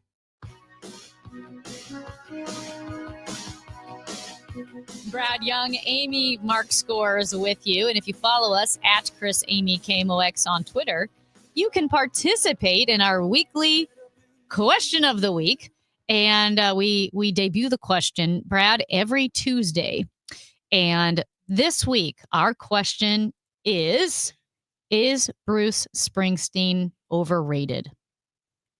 We would love to hear from all of you at Chris Amy KMOX, but I'd also love to hear Brad's thoughts on this. Yeah, I'm going to make a lot of people mad, but Okay. when does that ever stop me? That's I don't care. Bruce Springsteen is so overrated. I mean, it's not even close. And I can give you 3 great reasons because I like to think all of my opinions are based in logic and reason. All right. And I have 3 great reasons. And I want to hear those because I appreciate this about you because I said he was overrated. Yep. And my opinion is completely arbitrary and unfounded. So I'm really glad that you have, I pretty much figured I was wrong. So I would love to hear this. Right. Well, first of all, I think his musical style lacks innovation because he's been doing the same thing for 50 years. Okay. And he's one of those people like Paris Hilton who let me tell you what, Paris Hilton, and my kids would say to me, Dad, why is Paris Hilton a celebrity? I would say, I have no earthly idea. She's a celebrity because she's a celebrity. Yeah. She hasn't done anything. She Famous doesn't for have being any, famous. She's famous for being famous, right? Bruce Springsteen is famous for being famous. His musical style has no innovation, and he hasn't done one thing different in the last 50 years. Okay. Let me give out the number 314-436-7900. See, I got an opinion on everything. Continue. All right. And you can text in and listen, I'll always defend my opinions. Happy to do it. But also his lyrics lack any sophistication. Okay. A big hit. I'm on fire. Wow. Bruce, you stayed up all night thinking that one up, didn't you, pal? I'm on fire. Oh, I'm overwhelmed by the complexity and the intellectual stimulation from that lyric. I'm on fire. Yeah. Oh, my goodness. And the third reason, see, I got reasons for everything. You do. Third reason is his whole persona of being this blue collar hero from New Jersey. The whole thing's contrived. He's a multi-Uber millionaire who hangs out with big time celebrities, but he comes across as being this blue collar guy who hangs out with firefighters. Listen, the only time he hangs out with firefighters is during photo ops. Okay. He's not hanging out with firefighters. He's hanging out with the Obamas over on Martha's Vineyard is what he's doing. And so to say, oh, I'm a man of the people. I'm a man of the people. Oh, really? How much money did you pay in taxes last year, buddy? No amount of people are paying what you're paying in taxes, dude. So his whole persona is contrived. Wow. So 3 great reasons. Wow. I have to be honest, not expecting that. I had nothing but for my arbitrary opinion. Let's start with number 3. Was he a man of the people before he got famous? Because you can't fault someone for success. Correct. I think he truly was. Okay. He was from the streets of New Jersey. Okay, that's a great story. All right, be in the cast of Jersey Boys then. All right, but which I saw at the Muni just last week. But that persona, he's carried over that persona when it stopped being real 45 years ago. All right, it stopped being real, and yet he's tried to carry on this mythos of being a guy who's still from the streets of New Jersey, when I don't know today if he could find New Jersey on a map because he's hanging out with the millionaire crowd. New Jersey is small, so it is harder to find on a map. It is. Well, you can always smell it. You know when you're close. You know to when New you're Jersey, close. you smell the trash. Okay, Matt, you're a music guy. Yeah. You're a huge music guy. Do you think Bruce Springsteen is overrated? I want to say a little bit. I mean, I look like Bruce Springsteen's biggest fan compared to Brad Young, though. I like his songs. I like his music. I don't put him as like one of the greatest of the greatest, or I don't put him on a Mount Rushmore of anything. I've always preferred like John Cougar Mellencamp, who I think is very similar and has that kind of blue collar appeal. My dad always said that John Mellencamp was like a poor man's Bruce Springsteen, which I disagree with because I like John Mellencamp a little bit better. But like, Bruce Springsteen's whole shtick is that he's got the 3-hour concert and he's not going to stop to take any breaks. And he just when I think of Bruce Springsteen music, I don't think I want to hear this for 3 hours. Yeah. Or if I think of a 3-hour concert, what band do I want to see? It's not Bruce Springsteen music. I don't know. That's just me. But I know he's still one of the greats. I don't have the disdain that Brad Young does. And lest people think, oh, that's because Matt Pajewski's young. That's not true at all, because you brought down the average age by 40 years when you went to, was it the keyboard player? Oh, with John Hancock With and the John guys. Hancock, Yeah. yeah. So we saw Rick Wakeman from Yes. We've seen Uh-huh. John Anderson from Yes. We go to the old rock and roll concerts. I love that stuff. Yeah. So he's not just a kid. Now the text line is blowing up. The first one took issue, said you're forfeiting your credibility comparing Bruce Springsteen to Paris Hilton. What a joke. But then, which don't worry, we forfeited our credibility way before that. I know. But wait, let me explain that though. The only way I was comparing the two is that it's famous for being famous. Yeah. And I think that's what Bruce Springsteen is now. Early albums, amazing, very innovative, nothing in 50 years. And now I think he's just famous for being famous. I agree with Matt. I look like a fan compared to Brad, but the text, we'll get to these texts in a bit. We've got Andrew Egger, White House correspondent for the Bulwark, coming up next. We'll get to your text in a bit because Brad does have some support. It's the Chris and Amy Show on KMOX.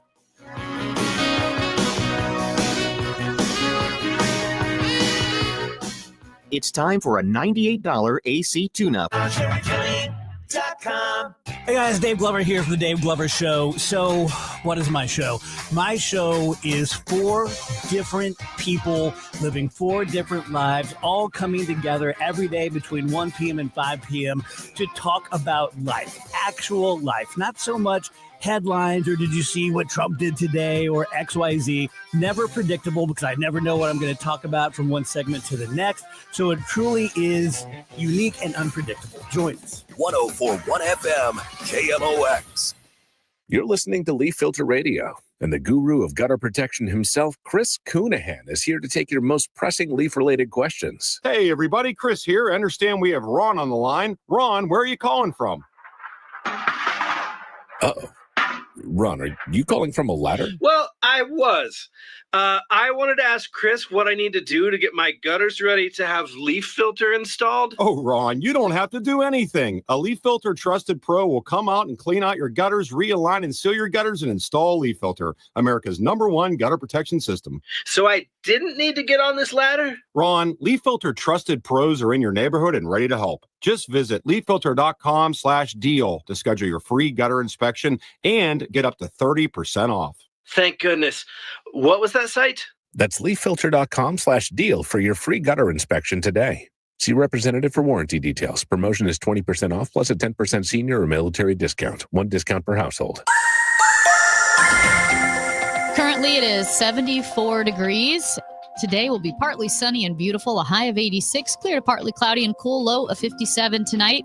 Weather sponsored by FanDuel Sports Network. Cardinals FanDuel Sports Network is your TV and streaming home of the Cardinals. Subscribe directly to FanDuel Sports Network and stream the Cardinals or watch through your TV provider. Visit FanDuelSportsNetwork.com for details. Representative Jason Smith stopped a massive tax hike by voting to make the 20% small business tax deduction permanent. This means Missouri's small businesses can grow, hire, and invest in our communities. Visit smallbusinessdeduction.com and thank Representative Smith for protecting America's small businesses. Paid for by the National Federation of Independent Business. This is a test of the emergency alert system. This is only a test.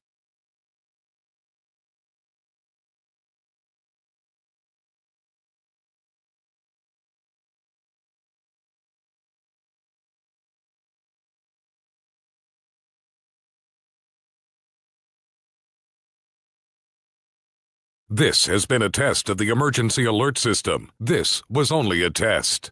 Are you looking to hire?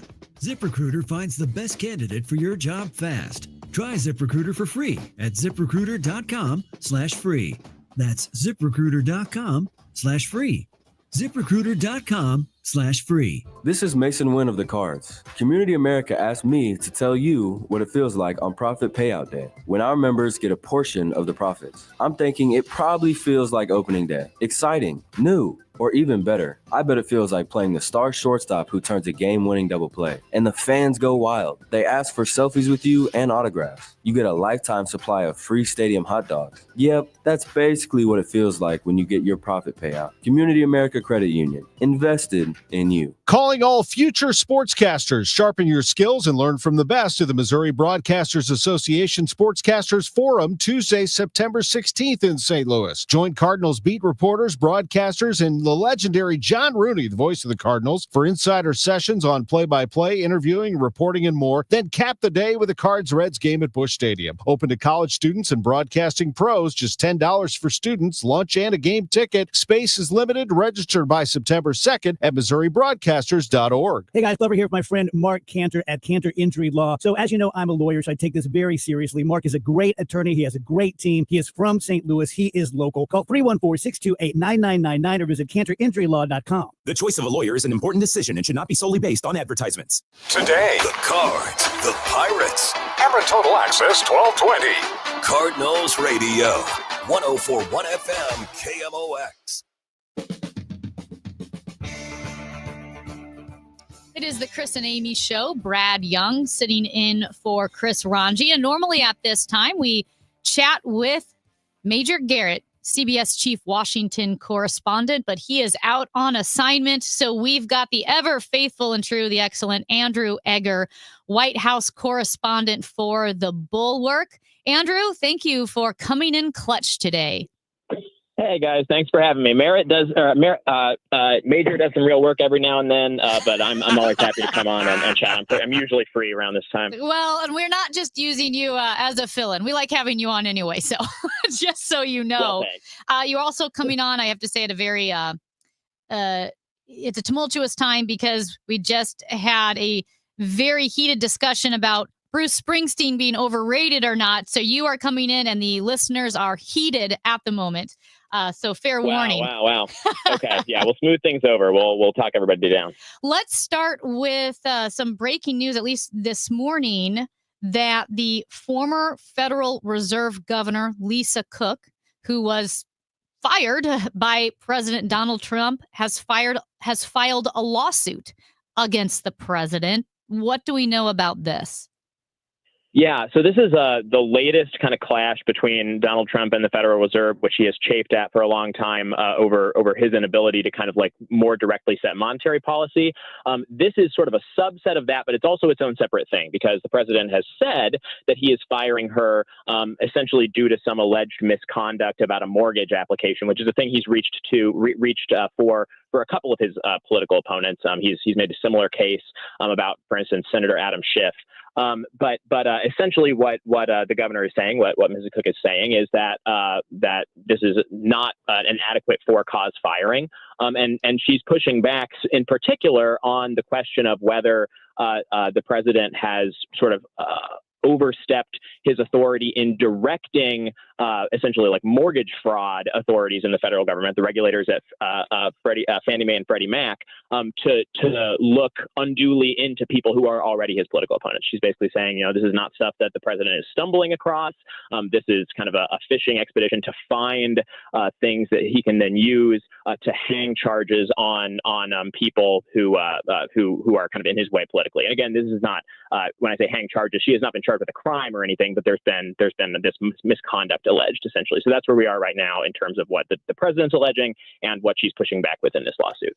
Yeah, Andrew, Brad Young here. And under the Federal Reserve Act of 1913, as you've already kind of mentioned about having a for-cause firing, typically, if you look at case law and how that has been interpreted over the years, for-cause means that at trial, in order to defend against this, Trump would have to prove that the Fed governor actually did commit mortgage fraud, and that was the basis for a termination. But we haven't really seen any actual evidence of this, have we? I mean, the only thing that I've seen in being reported is this allegation of mortgage fraud, but we haven't seen any evidence of it, have we?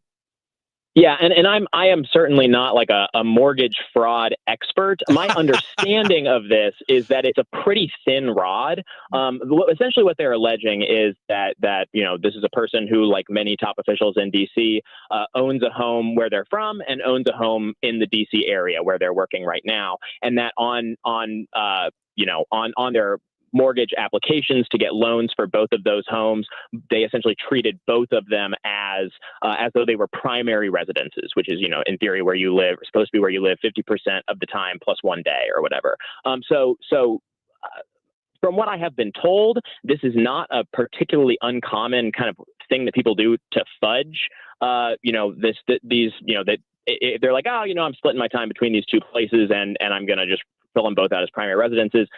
I have also been told, again, I'm not an expert on this, you're not really supposed to do that, right? It's just sort of like this thing that people have done, which is maybe cutting a corner on the law. Whether it implicates her job performance at the Fed or implicates, Senator Adam Schiff's job performance as a senator is another question, right? Or as well as, is this a thing that would actually be like pursued as criminal under other circumstances? And I think the answer there is often not.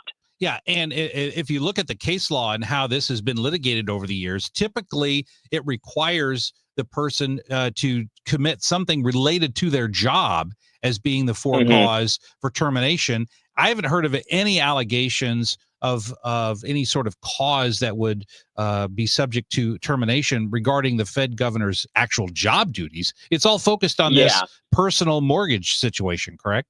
Yes, absolutely. And that kind of shows just how far off the map we are with a lot of this stuff, because, I mean, the original reason that the president was trying to fire a lot of people, not in this case, but across the federal government, in a lot of these roles where people can just be fired for cause by law. I mean, the law says there has to be a cause. The president can't just unilaterally terminate them. Originally, the president was essentially trying to say that shouldn't bind me. I'm going to try to just do it anyway. And that got very quickly tied up in the courts, right? Like, so he kind of got brushed back on his original plan of just saying, I shouldn't be bound by these sorts of regulations. These are essentially unconstitutional. I'm the executive. I should be able to decide who works for the executive in the executive branch. So now that there has been kind of that play has gotten snarled up, they're moving to sort of like the next thing over, which is, okay, let's find a cause. Let's say there's been some misconduct here. There's been some kind of issue. And as you say, in this case, and in many other cases, that has very little to do with the actual job performance. It's a little bit comparable, although even further afield than the allegations they've made about Jerome Powell himself, the chair of the Federal Reserve, where you've kind of seen them in recent weeks start to spin up this allegation that he had mismanaged, the renovation of the Fed headquarters in D.C. and gone over budget on that, and like that might in theory be a cause to eventually terminate him. So you kind of see them again. Plainly, the actual goal here is to exert more personal control over the rate policies of the Federal Reserve, and they are kind of grabbing any tool to hand to do that. Yes, because let's say there were an issue, and the fraud issue or whatever it may be with the governor of the Federal Reserve. Well, the Federal Reserve is legally an independent agency, but if there needs to be some oversight, isn't that the oversight supposed to be Congress, not the president? Yeah, I mean it's a little of both, right? Because I mean a lot of these statutory protections that are in place for these jobs are a matter of law, right? The Congress has put them in place. The president's people would argue that maybe they shouldn't have put those in place. Maybe those are an unconstitutional overreach on Congress's part by limiting the president's ability to fire people in these sort of semi-autonomous parts of the executive branch. And obviously that gets into much deeper constitutional questions about whether the Constitution should permit, parts of the executive to be beyond the reach of the executive. There are smart lawyers on both sides of that question. There are smart lawyers on the president's side who essentially say it's crazy to have a setup where there are people who in theory work for the president, but the president does not have this sort of personnel authority over him. And then there are other people who say this system's worked pretty well. It's allowed us to have these independent agencies that are free, largely free of kind of like political meddling and influence, and that's a good system, and that's the way Congress set it up. So that's all kind of in the background of this conversation, that sort of legal question over against even just the political one that we're talking about as well. We're talking to Andrew Egger. He's the White House correspondent for the Bulwark. And Andrew, much has been made about President Trump's so-called takeover of Washington, D.C. There's been a lot of press reporting about how their government officials are upset about it. The city doesn't like it. The city officials don't like it. But let's look at the underlying issue. Do we have any data, or do you have any anecdotal or even personal experience about whether the crime situation has gotten better since the deployment of federal troops and the FBI in Washington, D.C.? Yeah, so we actually did see a little bit of data on this. I believe just this morning it was announced that in the time since this crackdown has been put into place, violent crime in the city is down, according to the data I saw this morning, 58%, across about a week and a half. So that's preliminary, but it's real. It's a real, obviously a quite significant dip. And I think the question is, what do you attribute that to, right? I mean, obviously, more cops in the streets are going to result in less obvious out-and-out crime in the streets, just sort of for obvious reasons. So the question is, what percentage of that dip is just we're doing more policing now, there's a greater show of force, so people are more scared to commit crimes, and what percentage of it is permanent versus just like, wow, okay, maybe I was going to commit a crime before, but like now it's like I need to wait and see what's going on here. You know what I mean? Like how depressed it will remain versus whether any of this is sort of like a temporary drop. There's part of it is also that there has just been a temporary drop in like being outside in DC, right? I mean, like everybody has kind of gone to ground, not just the criminals, right? It's people are a little freaked out about like just sort of the, these federal troops, these people in kind of like unmarked uniforms and masks and things like that. It has created an issue for things like restaurant traffic in the city. So there are all these kind of other things that some city residents are concerned about as well. But when it comes to the question of has it reduced crime, I think at least the preliminary answer to that is definitely yes, it has. Andrew, the White House has said that it has fired the director of the CDC, Susan Monterez, and she has been removed from her job also because of some of the policies of RFK Jr. 3 senior CDC leaders submitted their resignations yesterday. That's according to emails from the Wall Street Journal. What do you make of the chaos right now at the CDC, or is it chaos? Yeah, this is going to be a huge sort of personnel legal headache for a lot of the same reasons that the Fed Governor Lisa Cook, who we were just talking about, is. I mean, a lot of these same questions are implicated there. Just to go a little bit broader to the question of what's going on at the CDC in terms of policy, I mean, I think what we are seeing is more and more sort of career CDC employees who maybe originally were sort of staying on in the hope that, RFK Jr. coming in atop Health and Human Services as secretary of that agency was not going to be, as disruptive as it has proven to be. I think maybe they knew that he had a long history as like a critic of HHS and CDC and just public health in America in general, a longtime critic of vaccines and America's vaccine vaccine apparatus. But he had made a lot of noises during his confirmation hearings, like he was going to not necessarily govern that way, right? He wasn't going to meddle with various vaccine advisory committees. He wasn't going to meddle with the vaccine schedule that children receive at their regular pediatric appointments, all that kind of stuff. And since he has come in, he has thrown all that out, right? I mean, he's been very, very disruptive in terms of all kinds of public health policy, especially around vaccines. This particular story is so strange because this is a person who just got in there, right? I mean, the current director of the CDC has only been in that job for about a month, and came in under the RFK apparatus. So I don't know if there's I don't think any of us know whether there are personnel things under the surface or particular disagreements. But the bottom line for this sort of rash of resignations that we are seeing is, wow, this guy is actually kind of setting out to chop down a lot of the U.S. sort of vaccine setup with an axe, or a blunter instrument than that, and we're not going to be a party to that. Well, one more question on that CDC issue, Andrew, and that's this. Didn't the CDC come out with some changes about COVID-19 vaccinations just this week, and couldn't that impact how people have access to COVID-19 vaccines going forward? Yeah, so this story has been kind of a death of a thousand cuts. The RFK Jr. has taken a number of different swings at the COVID vaccines. He has removed the recommendation that many types of first the recommendation that all healthy adults get them. That's been gone. He took them off the childhood vaccine schedule, so that's gone. This week it's been reported that he has contemplated yanking the FDA authorization for them altogether. And then the other big story that we've been looking at with regard to RFK and vaccines this week has not just been about the COVID vaccines, but it's been about him potentially changing the U.S. kind of regulation system around liability for vaccine injury, which is he has long had an axe to grind over the fact that individual people who have side effects after receiving a vaccine aren't able to sue vaccine manufacturers over that. That dates back to a law that was passed in the 80s to basically just keep vaccine companies from going out of business over punitive lawsuits over very, very rare vaccine injuries.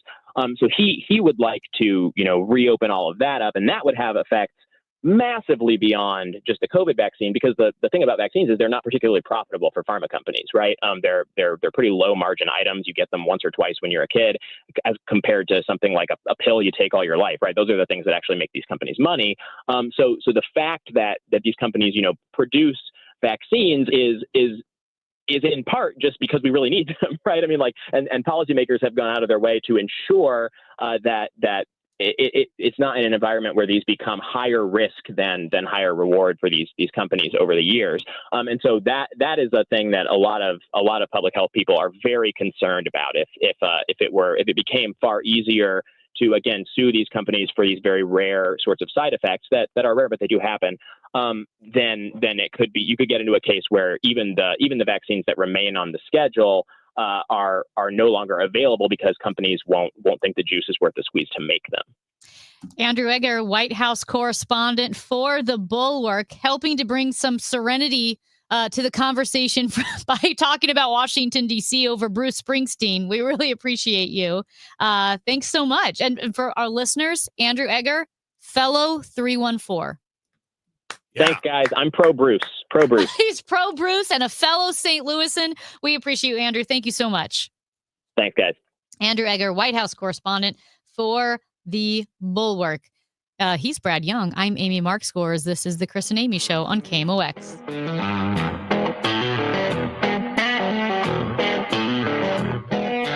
It's easy to feel apprehensive about getting screened for cancer or to just keep putting it off. But Siteman Cancer Center wants to remind you how important it is, especially after the age of 40. And they also want you to know how easy it is to get it done.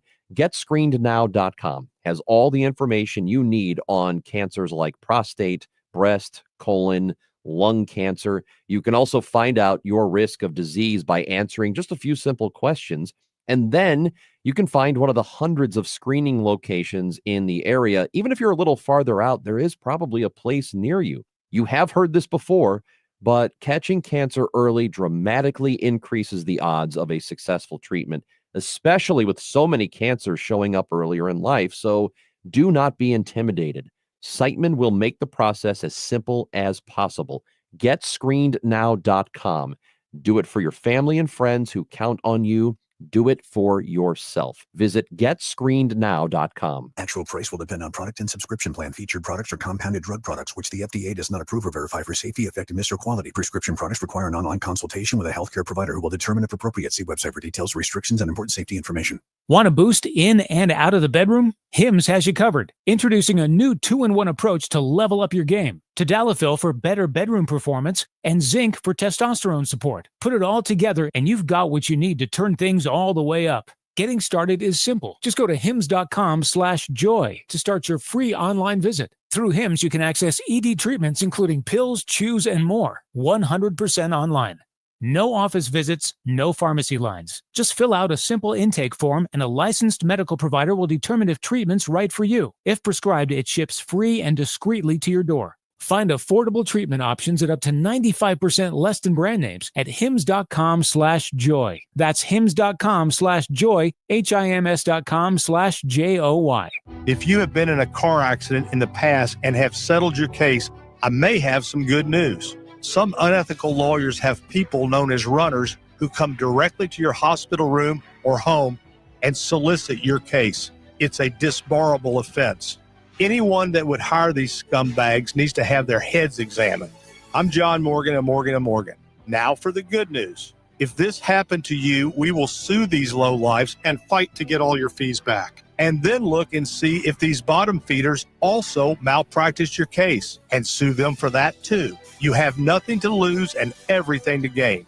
Visit forthepeople.com for a free consultation or call Pound Law on your cell, pound 529. If someone does this to you, call the Bar Association and report them. Let's fight these bums. Morgan & Morgan, forthepeople.com. Injured? Dial Pound Law or visit forthepeople.com for an office near you. Attention. Have you racked up $10,000 or more in credit card debt? Are you barely getting by making minimum payments? With credit card debt reaching all-time highs, National Debt Relief is notifying consumers about significant debt relief options currently being made available to help those with overwhelming credit card debt. These options may reduce a large portion of credit card debt for those who qualify. You don't need to declare bankruptcy or take out a consolidation loan, and you may only have to pay back a fraction of what you owe, even if you have bad credit. National Debt Relief has already reduced the credit card debt for more than 550,000 consumers. So don't wait. If you owe $10,000, $20,000, or even $100,000 in credit card debt, you can now take advantage of this financial debt relief as the cost of living continues to skyrocket. To check what debt reduction you may qualify for, call 800-207-4545. That's 800-207-4545. Once again, that's 800-207-4545. Chris and Amy now. The Dave Glover Show at 1 on the voice of St. Louis, KMOX. You people have obviously not seen Bruce Springsteen live, or you would quit uttering this guttural nonsense. Well, first of all, it's never flattering when someone addresses you as you people. Like, you always know it's going to go downhill. Yeah, you never say, you people, you're wonderful You're and I love wonderful everything and I you love- say. yeah. No. It never does that. No, I will say to that caller's point, I bet he's right. I mean, I bet if I saw Bruce Springsteen live, I would love him. I do think U2 would be an amazing concert. I have 0 U2 songs on Spotify back in the day on iTunes. I never listened to U2. They're not my vibe, but I can objectively understand how they're one of the best rock bands. So I bet the caller is right. I bet I would have a change of heart. I would concede that. But I will say I sound like I love Bruce Springsteen compared to you.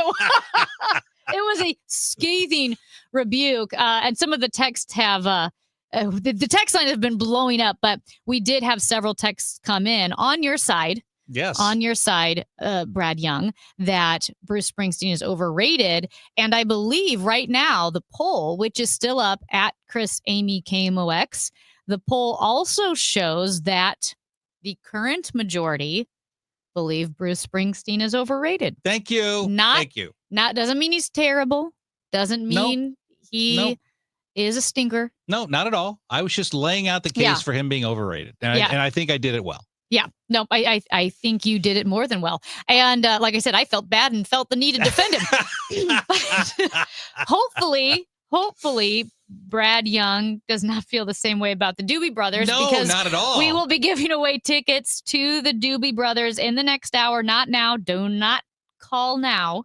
But at some point in the next hour, you'll be prompted to call in to win tickets to see the Doobie Brothers at the Hollywood Casino Amphitheater on September 4th. Today and tomorrow are your last days to win tickets. So good luck to everyone, but not now. That would be in the next hour. Another 314 guy, Michael McDonald. There you go. Wow, that's a great point. Okay, coming up at 11, this is really, really good. We're talking to Natasha Zuves. She is a News Nation Prime anchor, and she has a documentary called What Were They Doing in St. Louis? And it looks at government testing in Pruitt-Igoe, like testing for warfare tactics and spraying chemicals in Pruitt-Igoe. She interviews people who grew up there. It's astounding. You don't want to miss it. Natasha joins us next. It's the Chris and Amy Show on KMOX.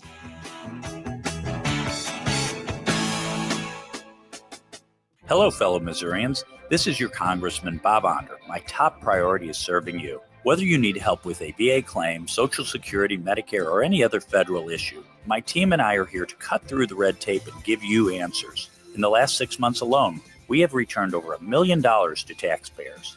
Call my office or visit my website, onder.house.gov, to learn more. Missouri is my home, and I'm honored to serve you in D.C. Paid for by official funds authorized by the House of Representatives. Start your day refreshed with a delicious breakfast sandwich deal from Quick Trip. Choose from classics like the sausage, egg, and cheese croissant, the ham, egg, and cheese biscuit, or the melty bacon, egg, and cheese grilled cheese. And get ready to really wake up because it comes with any small Red Bull of your choice, all for $5. Woo! Let's go! That's any breakfast sandwich. Plus a Red Bull for just $5. Yeah! QT. More than a gas station. You're listening to Leaf Filter Radio, and the guru of gutter protection himself, Chris Coonahan, is here to take your most pressing leaf-related questions. Hey, everybody, Chris here. I understand we have Ron on the line. Ron, where are you calling from? Uh-oh. Ron, are you calling from a ladder? Well, I was.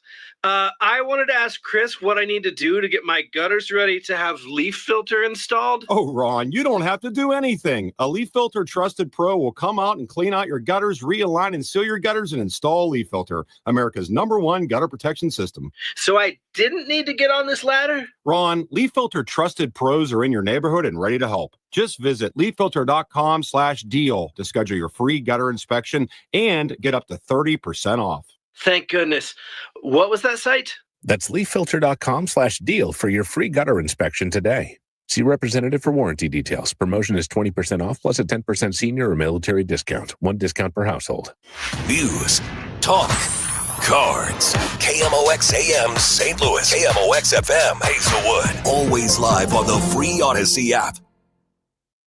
Hey guys, it's Kevin Wheeler. Struggling with low energy, performance issues, or weight gain? Game Day Men's Health has you covered with testosterone therapy, ED treatments, and more, all in a relaxed environment that's like being in the man cave. At Game Day, you get a free testosterone test and consultation all in just an hour. Game Day is the premier men's health clinic with 3 area locations in Chesterfield, O'Fallon, Missouri, and Glen Carbon, Illinois. Visit GameDayMen'sHealth.com. That's GameDayMen'sHealth.com and get back to the top of your game with Game Day Men's Health. Summer is here. Time to enjoy baseball, barbecues, and the shade of your trees. When it comes to tree care, call the certified arborist at Gamma Tree Experts. Hi, I'm Tim Gamma. Protect your valuable trees from storm damage or devastating insects such as the emerald ash borer. Knowledge and quality are hallmarks of our reputation. For pruning, spraying, fertilization, or removals, call Gamma Tree Experts today at 314-725-6159 or visit us at gammatree.com. Your trees deserve the best care.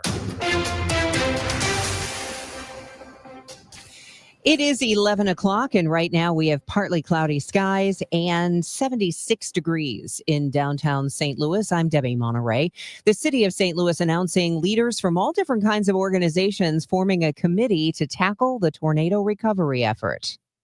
In what can be compared to a St. Louis Avengers Endgame style cast, leaders from the region's realms of business, architecture, government, nonprofits, transportation, education, and more have formed 2 advisory committees to help Mayor Kara Spencer and the city form a vision of how St. Louis should rebuild from May's tornado. Mayor Spencer said it's clear to her that St. Louis's recovery depends on collaboration, and the plan cannot be created solely within City Hall. The over 30 leaders named to the committee do not make up the comprehensive list, as the city continues to take applications for more members. Sean Malone, KMOX News. A few new laws take effect in Missouri today. One law repeals a voter-approved paid sick leave mandate, allowing employers to no longer offer the benefit. It also eliminates a cost of living adjustment to the minimum wage. Another law aims to phase out temporary vehicle tags, requiring sales tax to be paid at the time of sale at the dealership. And a new law known as Danny's Law makes hazing a criminal offense and also revises childhood marriage laws. Stuart McMillan, KMOX News. Ever since the National Guard was called into Washington, D.C., tourism in the nation's capital is down. Destination D.C. was predicting a 5% drop in international visitors already this year.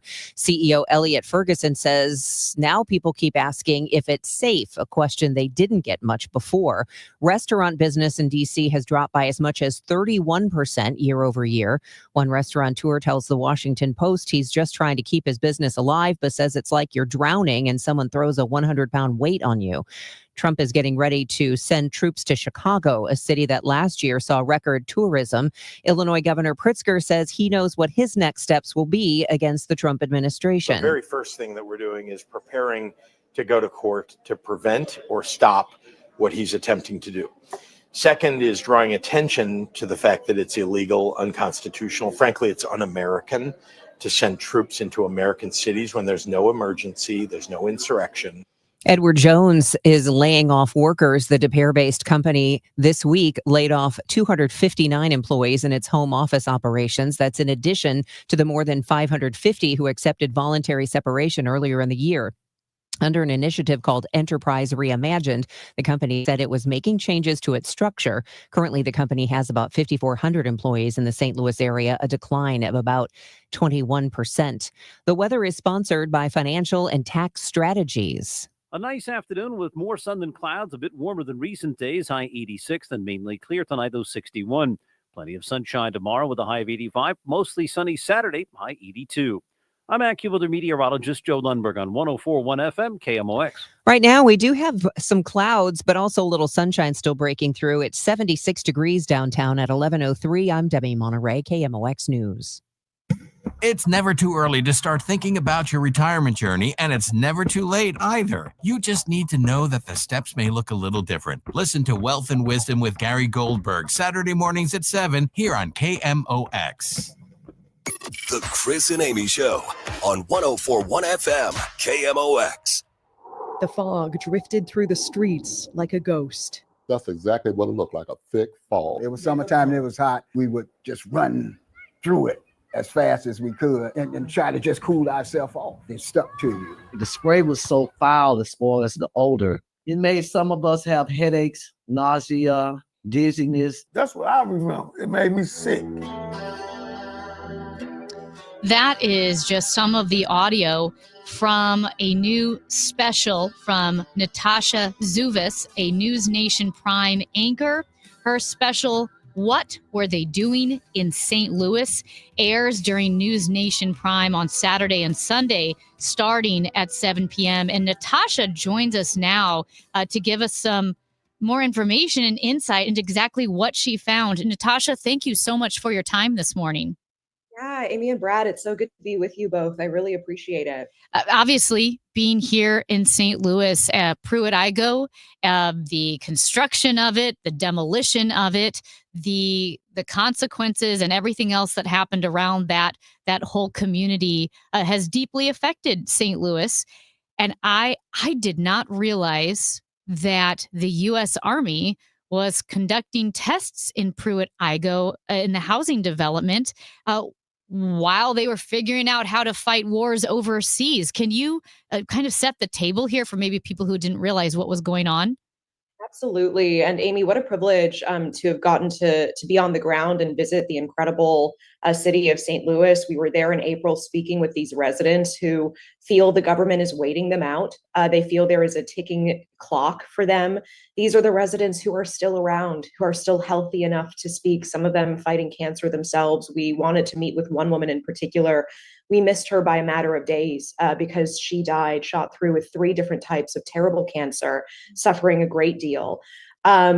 So time is of the essence with this story. And you're correct. The U.S. Army sprayed that entire neighborhood, that entire housing project of Pruitt-Igoe of more than 10,000 people in St. Louis with a chemical fog that contained a chemical called zinc cadmium sulfide. It has cadmium in it, which is a carcinogen. It causes cancer without the residents' knowledge or their consent. And they did this because it was the most similar U.S. city that they believe we have to Moscow in terms of population, the types of buildings, the proximity to your beautiful river.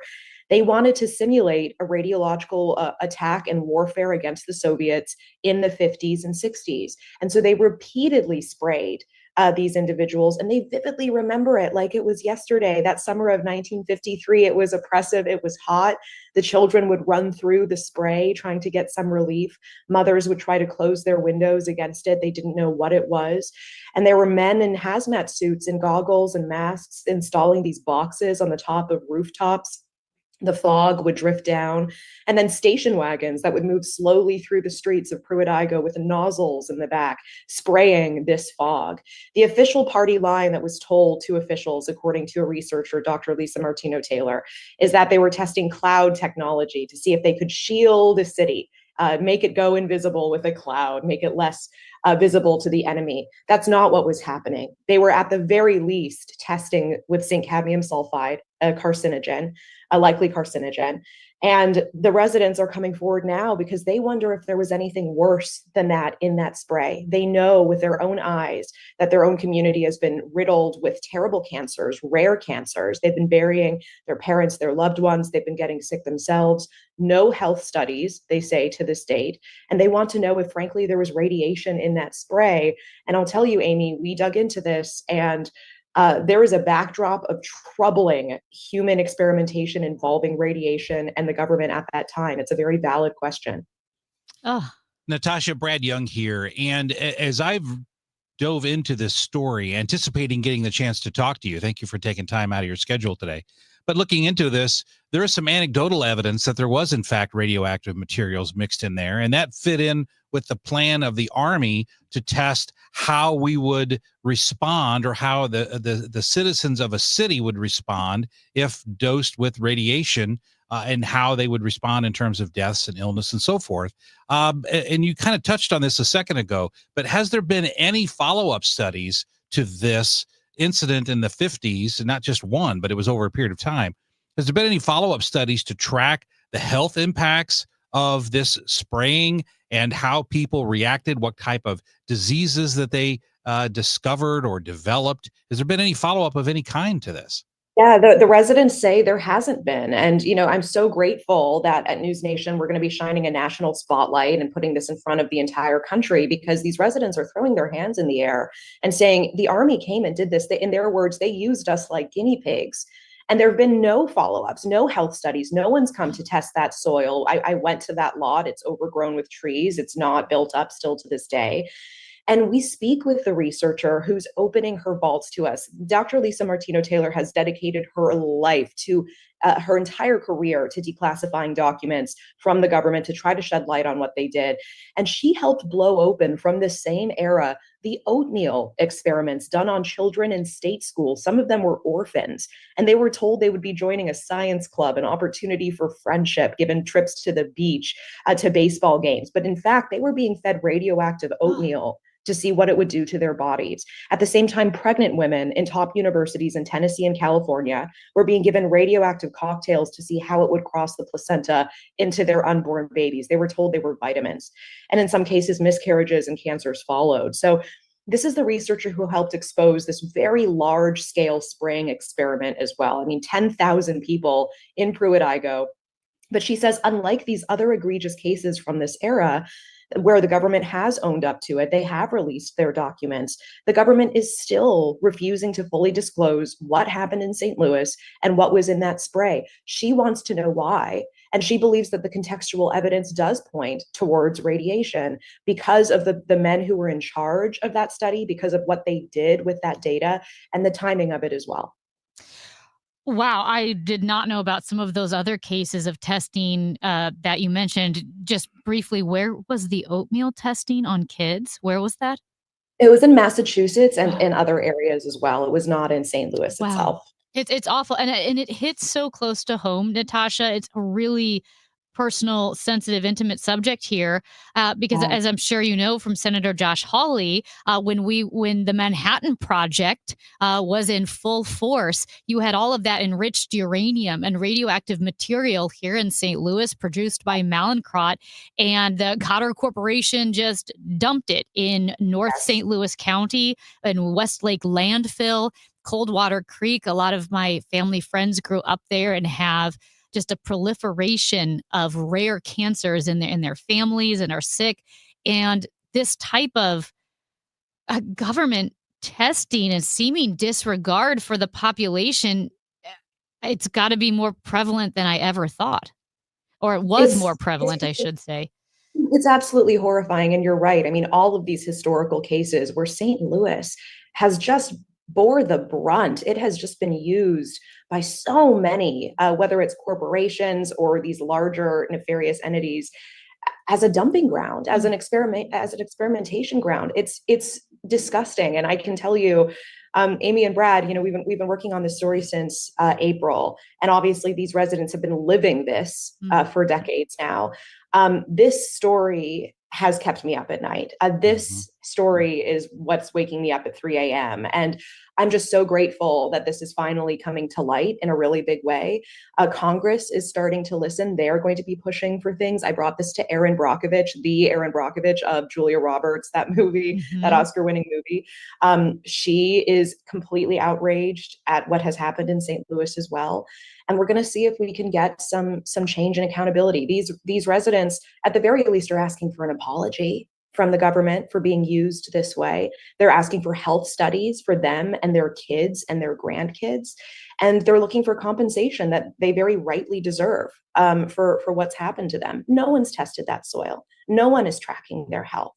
All they know is they're looking around them and they're developing rare lymphomas, strange cancers of the kidneys, etc. And they're hoping someone finally listens. So I'm very grateful you're having me on today. Thank you so much for helping to amplify this. We're talking to Natasha Zuvis. She is a News Nation Prime anchor, and we're talking about what were they doing in St. Louis, which will actually air this weekend on News Nation Prime, Saturday and Sunday, starting at 8 o'clock p.m. Eastern, 7 o'clock p.m.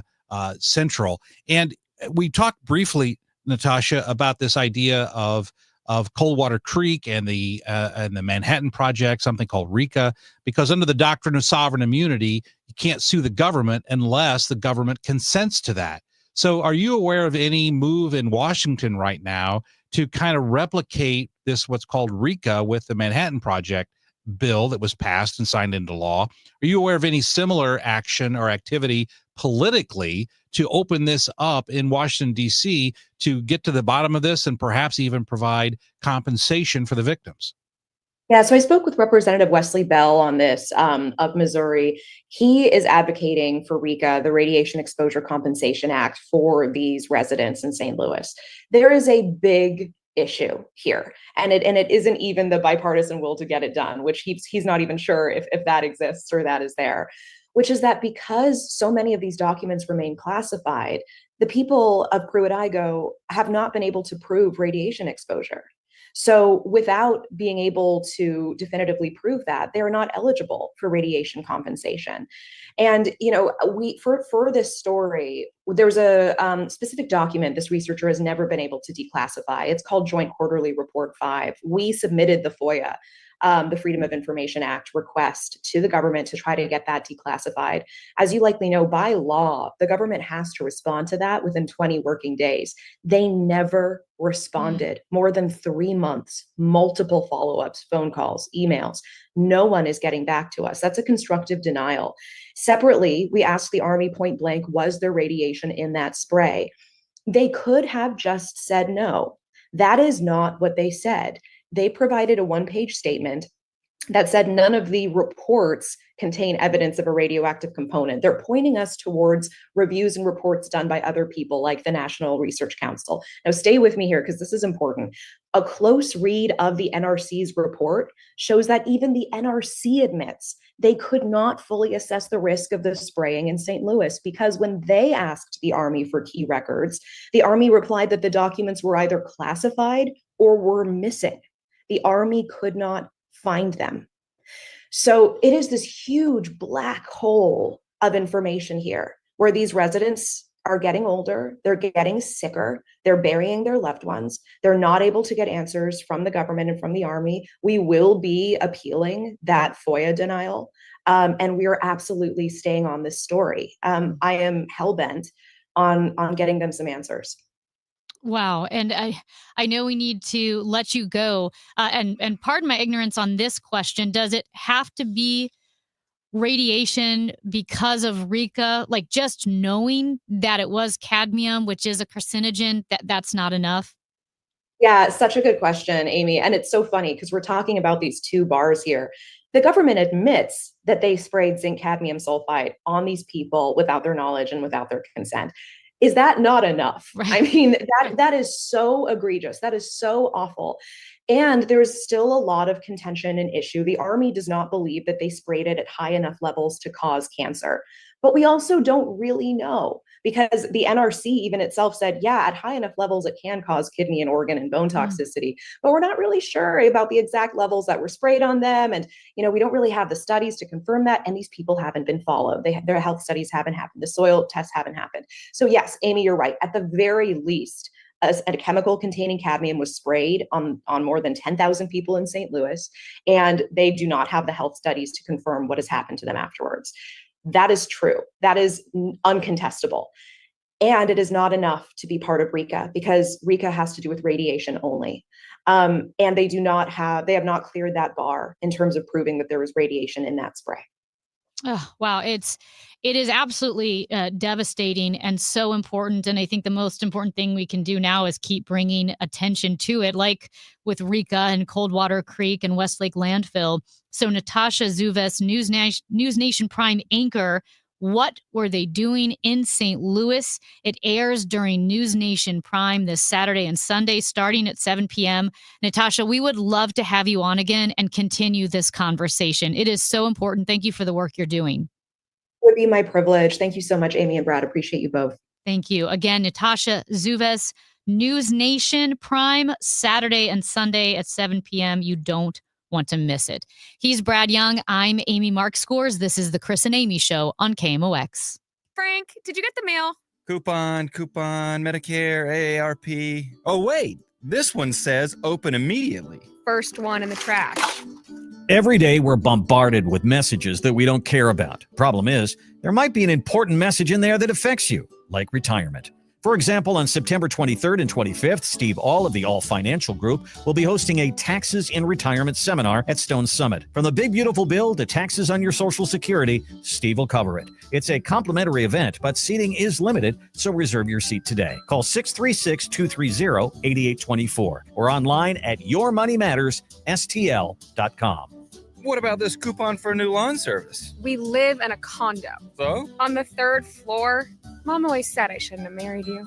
Investment advisory products and services made available through Impact Partnership Wealth, LLC, IPW, a registered investment advisor. Neither the firm nor its agents or representatives may give tax or legal advice. Individuals should consult a qualified professional or guidance before making any purchasing decisions. Wesley Financial Group is not a law firm, and Chuck McDowell definitely not an attorney. This is Chuck. If someone talked you into buying something really silly and you want to get out of that silly little thing, my advice, get the facts. Call me and I'll send you our timeshare exit kit absolutely free. Inside, you'll learn how timeshare works and all your options for cancellation. Call Wesley now for your free timeshare exit information kit. 800-384-9393. That's 800-384-9393. When you haven't found love, it can feel like everyone else has. It's in every movie, every song, and all the PDA. Looking for love sucks. Thankfully, California Psychics can give you the guidance you need to find the one.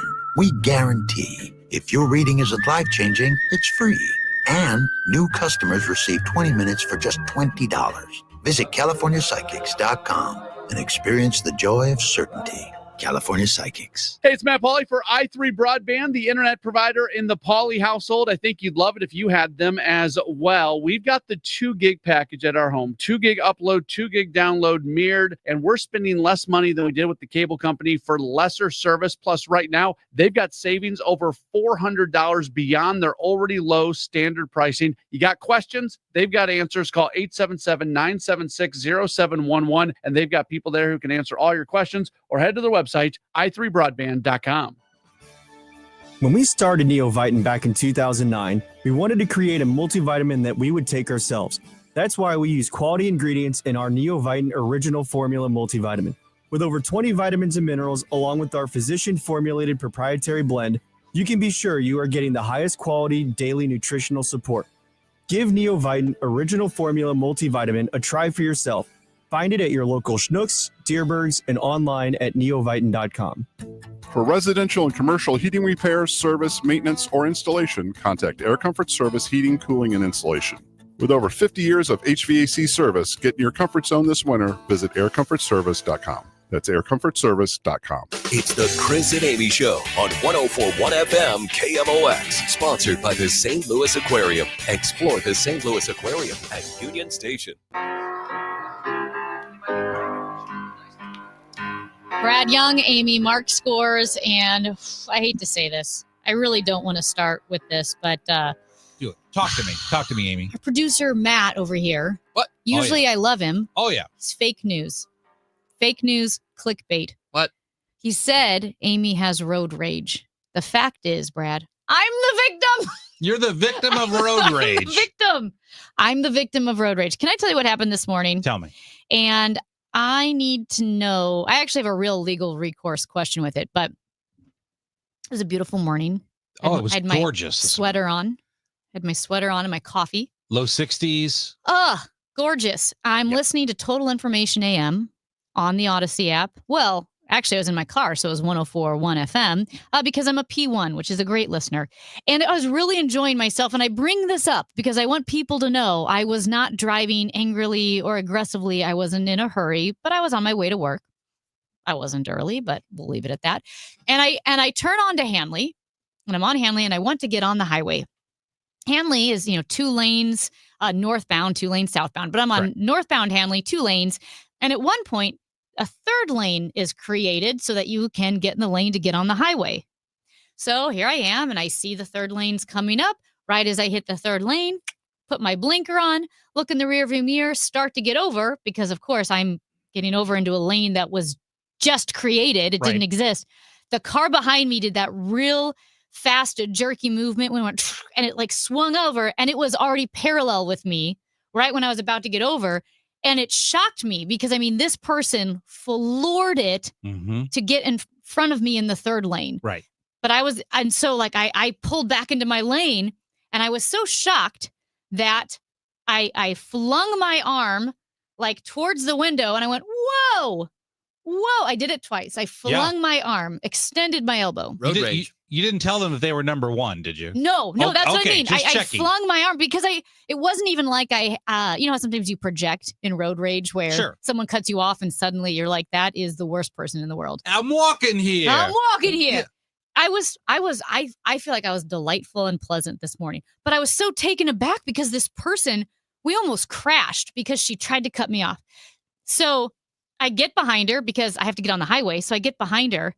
Well, she must have seen me throw my arm and go, whoa, whoa, because in the middle of Hanley, with no one in front of her, slams on the brakes. Oh, no. Stops in the middle of the road. I slam on my brakes, and then she holds up her fist.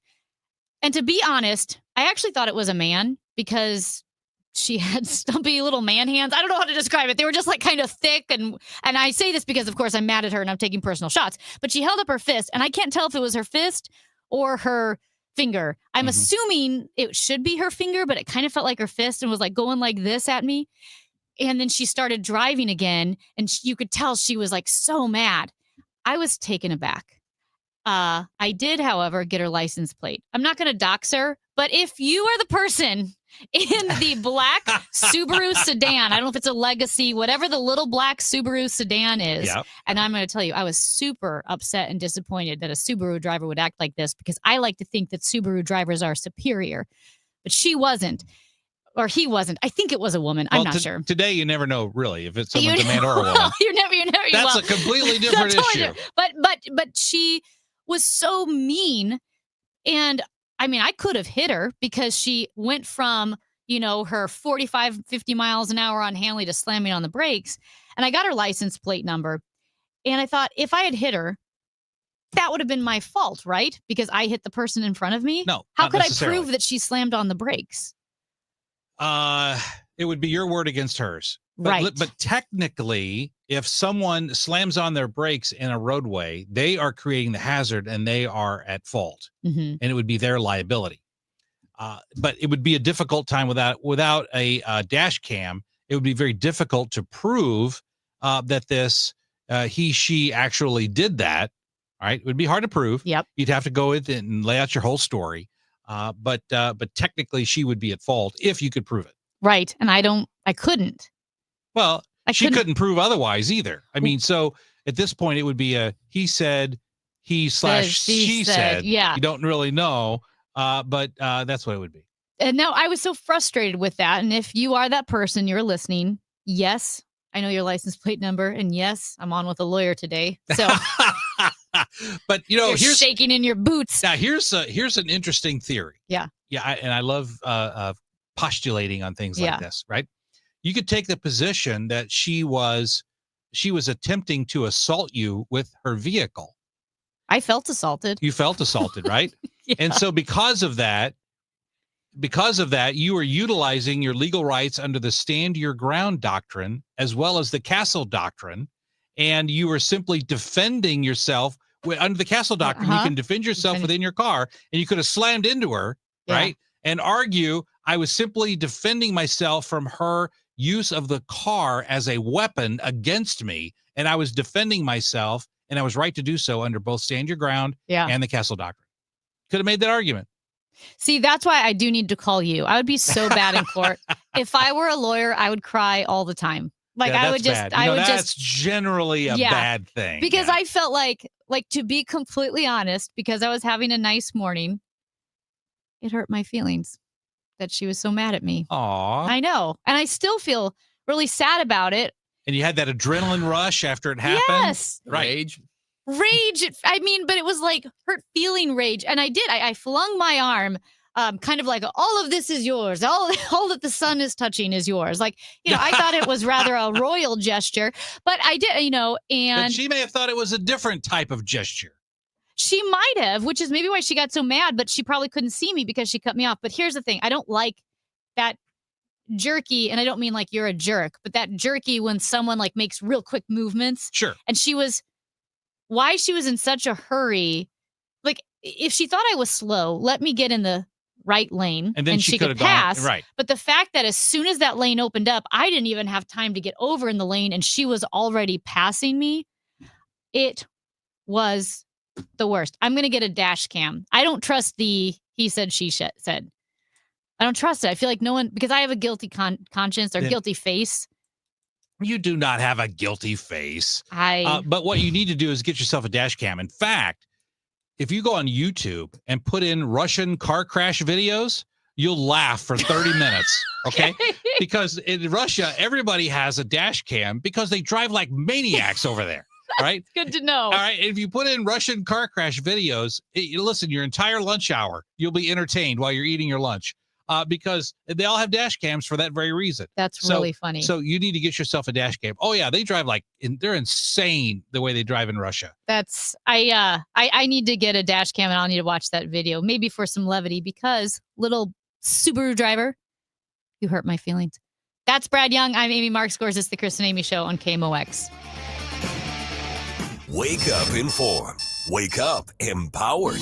Wake up to Total Information AM, your morning must. Hi, this is Debbie Monterey. I'm Megan Lynch. This is Tom Ackerman. From local news to breaking headlines to weather, traffic, and the stories that matter most, we've got you covered before your first sip of coffee. Expert analysis, right perspectives from the people you trust. Total Information AM. Your day starts here. Mornings beginning at 5 on 104.1 FM.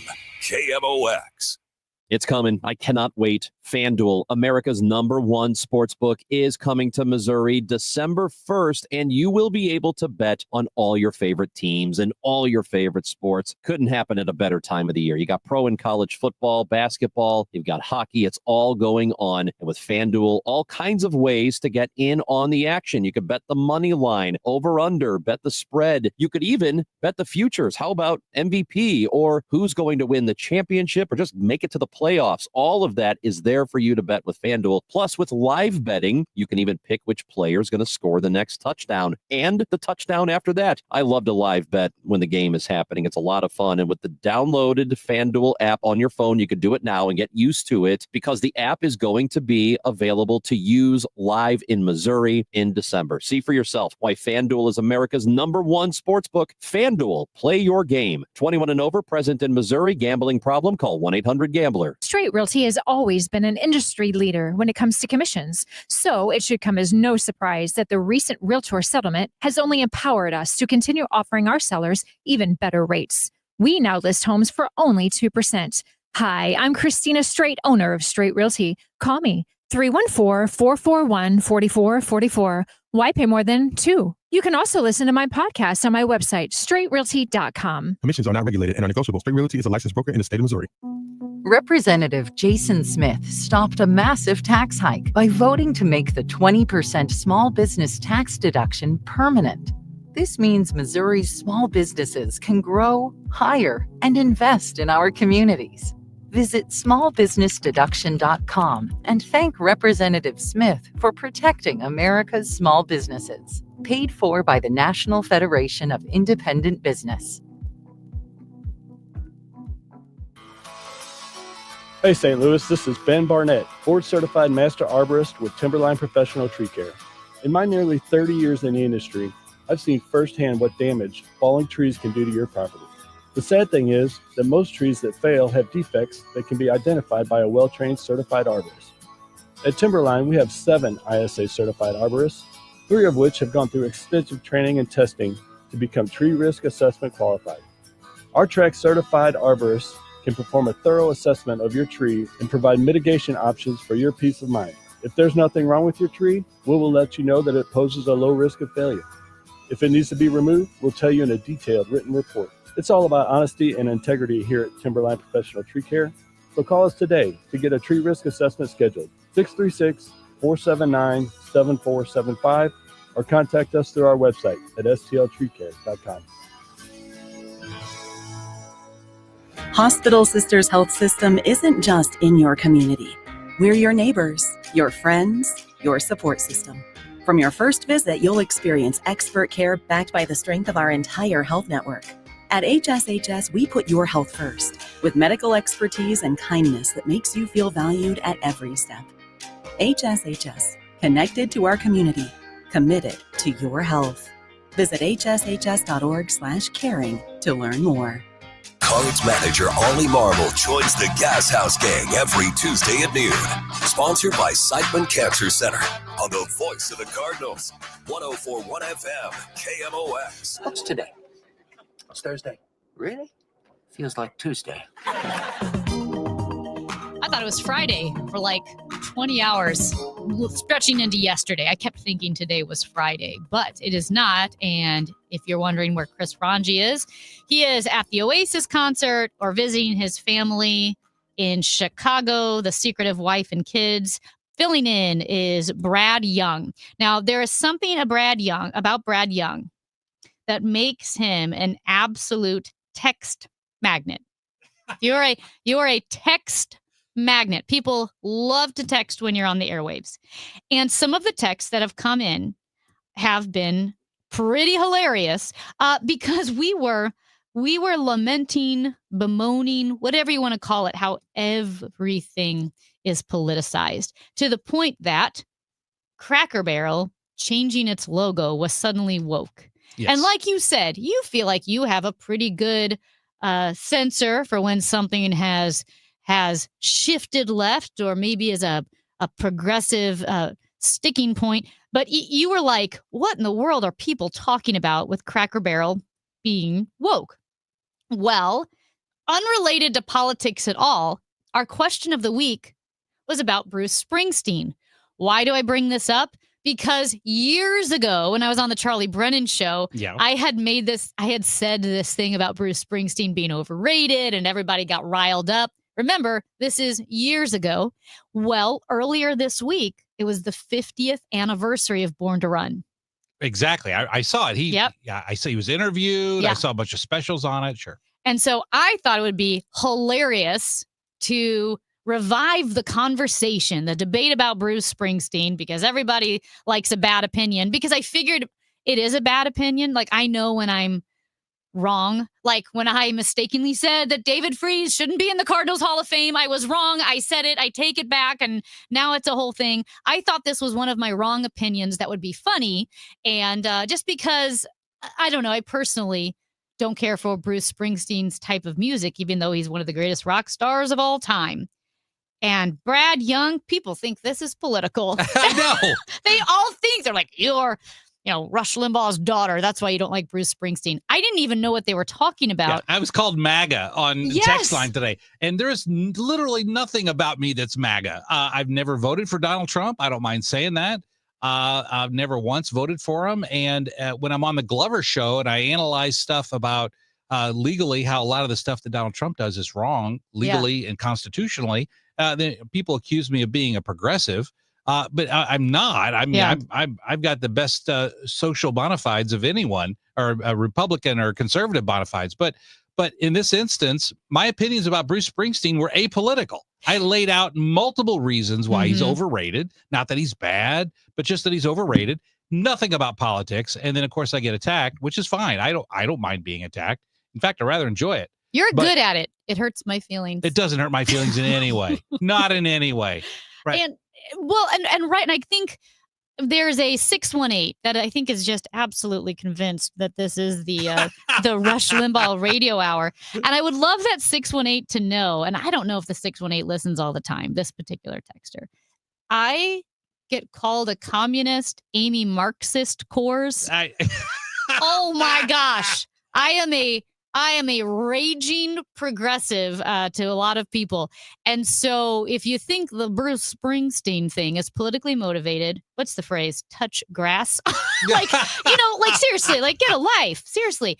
Because everything is not politically motivated. I think it is very much so online. Yes, and probably on national news, cable news, I should say, talk shows. Correct. But I don't hate myself enough to watch cable news shows. I don't hate myself enough to subject myself to the torment of watching cable talk shows.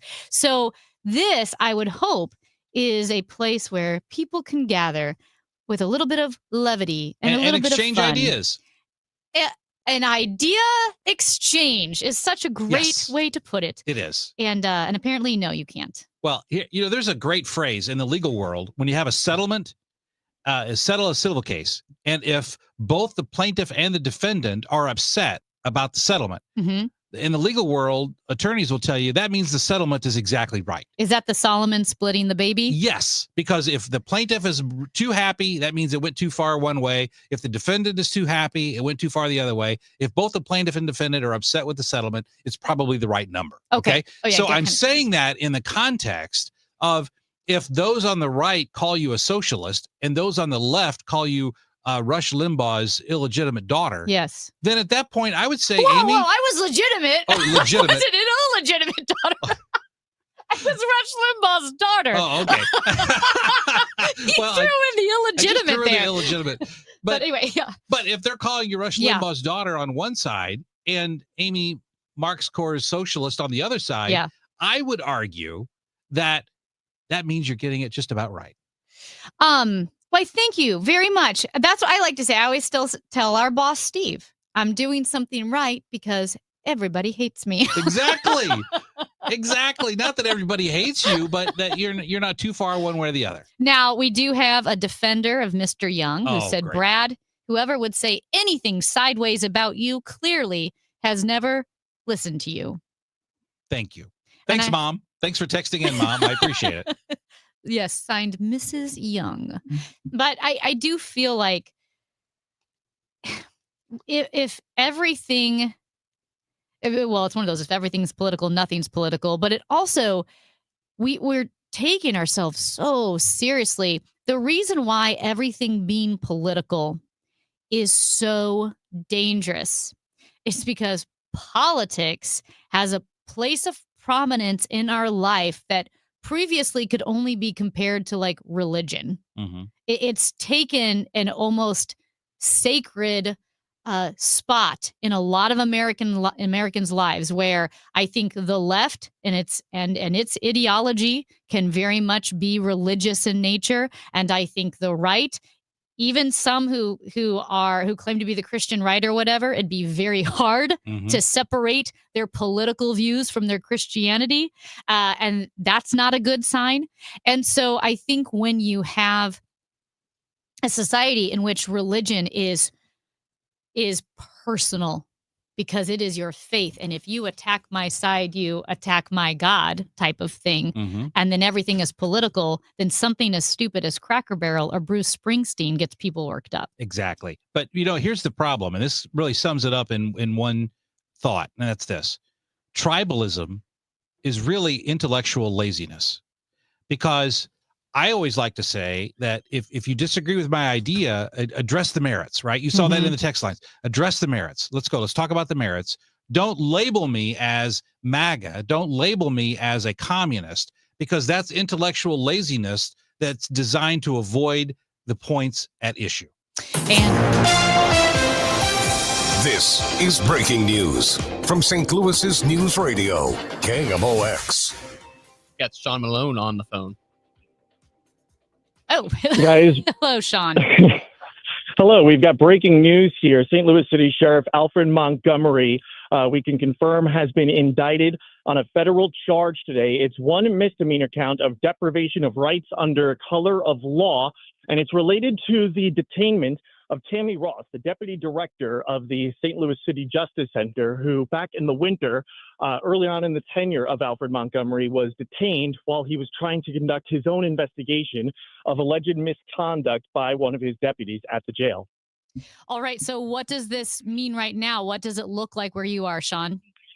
I'm right outside the federal courthouse building, along with a flurry of other press that continue to arrive, waiting for the sheriff to step out now to see what he has to say about this federal indictment, this misdemeanor indictment against him, and what it might mean for the Quo Warranto case against him, because unlawfully detaining Tammy Ross was one of the counts against Sheriff Alfred Montgomery in the effort by Attorney General Andrew Bailey to remove him from office. Now, Sean, you mentioned Tammy Ross. Does this arise out of the incident? We've all seen the video, I think, where Tammy Ross was being escorted out. It was on video. She was handcuffed, and she was forcibly ejected from the jail facility. Is that the situation that we're talking about here? Yes, the documentation is not public online yet, and while I've been told it doesn't directly name Tammy Ross, it's one of those where it looks like a duck, it sounds like a duck. You can infer that the duck they are referring to without naming them is Tammy Ross, and that incident exactly that you're talking about, where Sheriff Alfred Montgomery is seen ordering her detention. Now, we know that Attorney General Andrew Bailey had been looking into Alfred Montgomery with all of the other things that we saw, whether the way he handled firing or retaining employees or his expenditures. But all of that investigation, this is the one that the Attorney General's office has found. They've, for lack of a better term, got the goods on this one. This is what they're pursuing. Yes, they've got 6 counts originally. The Attorney General's office just dropped count 1 of nepotism just the other day. But this is one of the counts. And again, with that quo warranto, they only have to be proven correct in one of those counts to successfully remove Sheriff Alfred Montgomery from office. They don't need to hit on all or a majority of those counts against the St. Louis City Sheriff.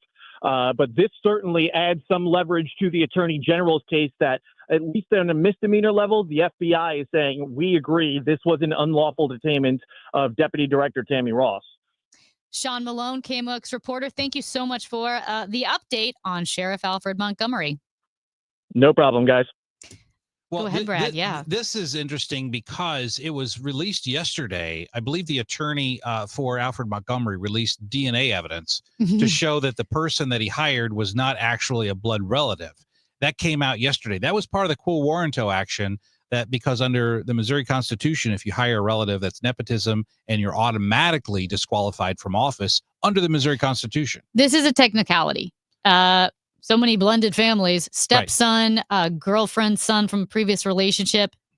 Does it have to be blood for it to count as nepotism? That's great. That's a great question. Under the statute, it says a certain, you have to be related within a certain degree of, I think, what's the term? The term now is escaping my mind. It's a fancy term, continuity, not continuity, but it's a big word. I'll think of it as soon as we're off the air. But it does say that you have to be within a certain level of relation, right? And so that would still be an issue, even if he's not a blood relative. Maybe it's an adoption, maybe it's one of those situations. But if you look at the federal indictment, this does shed new light on the quo warranto, because if he is convicted or decides to plead guilty to these charges under the federal law, that could essentially mean that he's out of office. Wow. Well, I mean, the Ranj is gone for this, but with Sheriff Alfred Montgomery, we've talked, and obviously an indictment, very serious business. We've almost laughed about it because some of the issues plaguing his office were very much, they were self-caused, whether it was rolling golden dice to see if an employee could keep his job, buying the golf carts, wanting a new SUV for the office, and the alder people were just befuddled. Why would you ever need a golf cart? Your job is to transfer inmates from one building to the next. Golf cart wouldn't be good for that. He also had work vehicles used, had deputies pick up his kids from school. So again, the one that they're looking at right now had to do with the incident early in the year with Deputy Jail Commissioner Tammy Ross. We're going to break, so we're not going to let this go down a rabbit hole too much. But when you did talk about blood versus like a blood relation versus just close relation, is it like the incest rules? Like nepotism? I'm not from Arkansas. I do not know what the incest rules are. I had this conversation like years ago, but I just, because it's not just about blood relations, like knowing you have a relation. I asked this because in Hallmark Channel, it's always the parents and the kids marrying. And I'm like, yeah, but now you're marrying your stepbrother. And they're like, well, if you do it at the same time, it's not really your stepbrother. And that's the only problem you have with stuff on the Hallmark Channel? How about suspension of disbelief? That's the... Whatever, Brad. That's Brad Young. I'm Amy Mark Scores. The Chris and Amy Show on KMOX.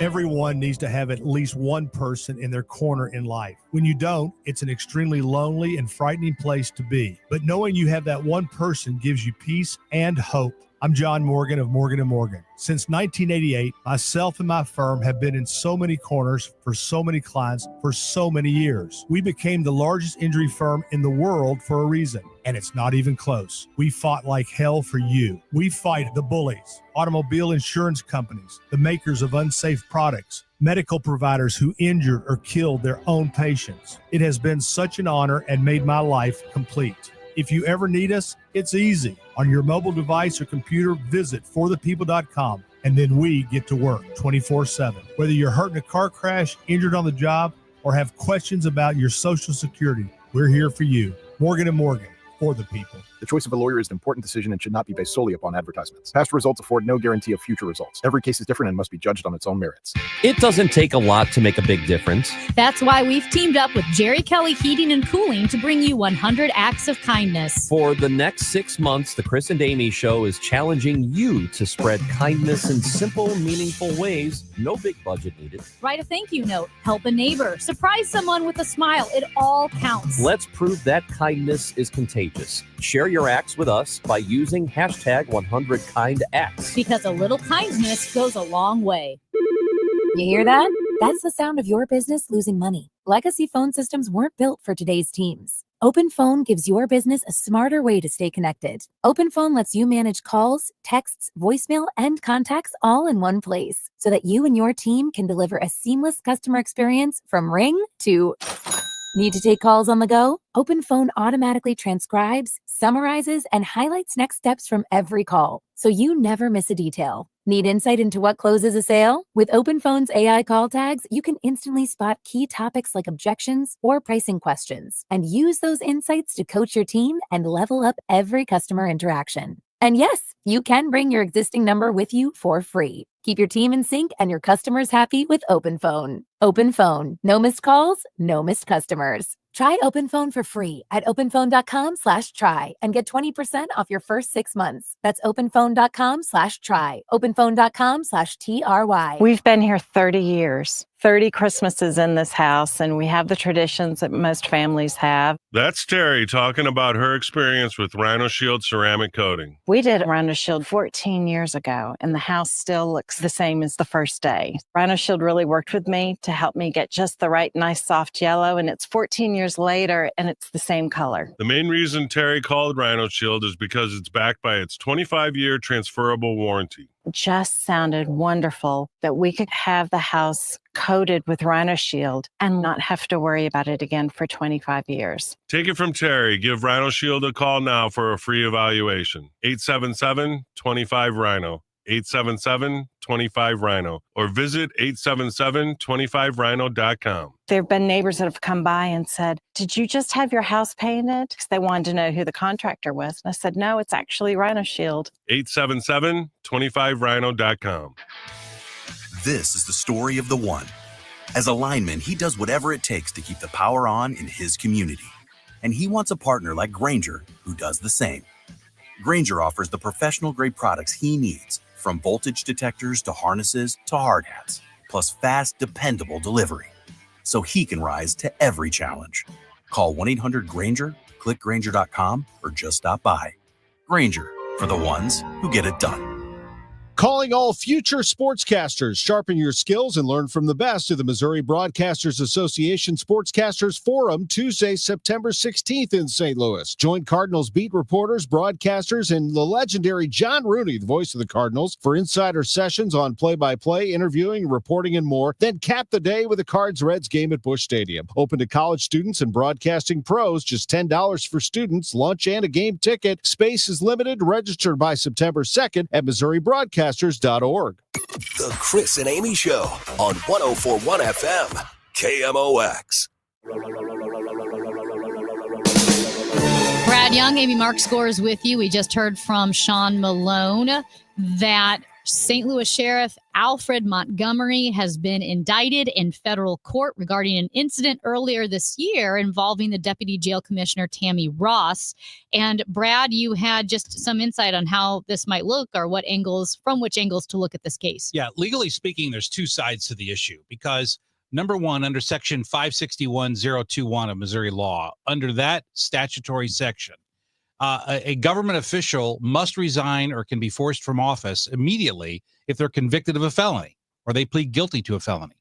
What Sean Malone reported was that the charges from the feds, those were misdemeanor charges. So that statute wouldn't kick in. However, under section 561 of the Missouri statutes, there's another provision that says if you're convicted or plead guilty to an offense involving misconduct in office or dishonesty, then that is also makes you subject to being forfeiting your position from office. So one could make the argument that improperly imprisoning someone while you are the sheriff constitutes misconduct in office, even if it's not a felony. And because of that misconduct may result in the forfeiture of their office. So those are the two sides to this particular issue. What kind of timeline are we looking at? I said Contreras appealed his suspension and got to play in the meantime. Does Alfred Montgomery get to play in the meantime? Yes, with one difference with that metaphor that you use. Okay. Essentially, Contreras has already been convicted. He's just appealing it, right? Mm-hmm. So under Missouri law, if you're convicted of a felony or you're convicted of misconduct in office, even if you file an appeal, upon that conviction, you forfeit your office, even though if you're appealing it. Okay. So until he's convicted, or maybe he's not convicted, that's why just being charged doesn't mean that he forfeits his office, and he'll stay in office until such time as he's either convicted or he pleads guilty to those charges. So how long will that process take? Well, typically the feds come in, it's called legal shock and awe, where they come in with overwhelming evidence. So if you want to do the Bill Clinton and say, I'm going to deny, even though there's evidence of a stain on the dress, even if you're going to take that position, you could take it to trial. That would probably take at least a year. But if he decides that the evidence is overwhelming and I'm going to cut my losses, he could plead guilty rather quickly. So just, again, cutting his losses versus why would he not just drag it out? Correct. He doesn't have any incentive to cut his losses here. So he would want to drag it out as long as possible. He's got former Judge David Mason as his attorney. And I would expect that he would drag it out as long as possible so he could remain in office during that period of time. We'll keep up with that story. Brad Young, thank you so much for filling in your legal expertise. Appreciated as always. It's a blast, Amy. As Brad Young filling in for Chris Ranji, I'm Amy Mark Scores. Hey, no Gas House Gang because we've got Cardinals baseball. Cardinals and the Pittsburgh Pirates first pitch 1:15. Pre-game show at 12:20. Tom Ackerman has that. Might even get a little bonus, Tom Ackerman, leading up to that. This is the Chris and Amy Show on KMOX.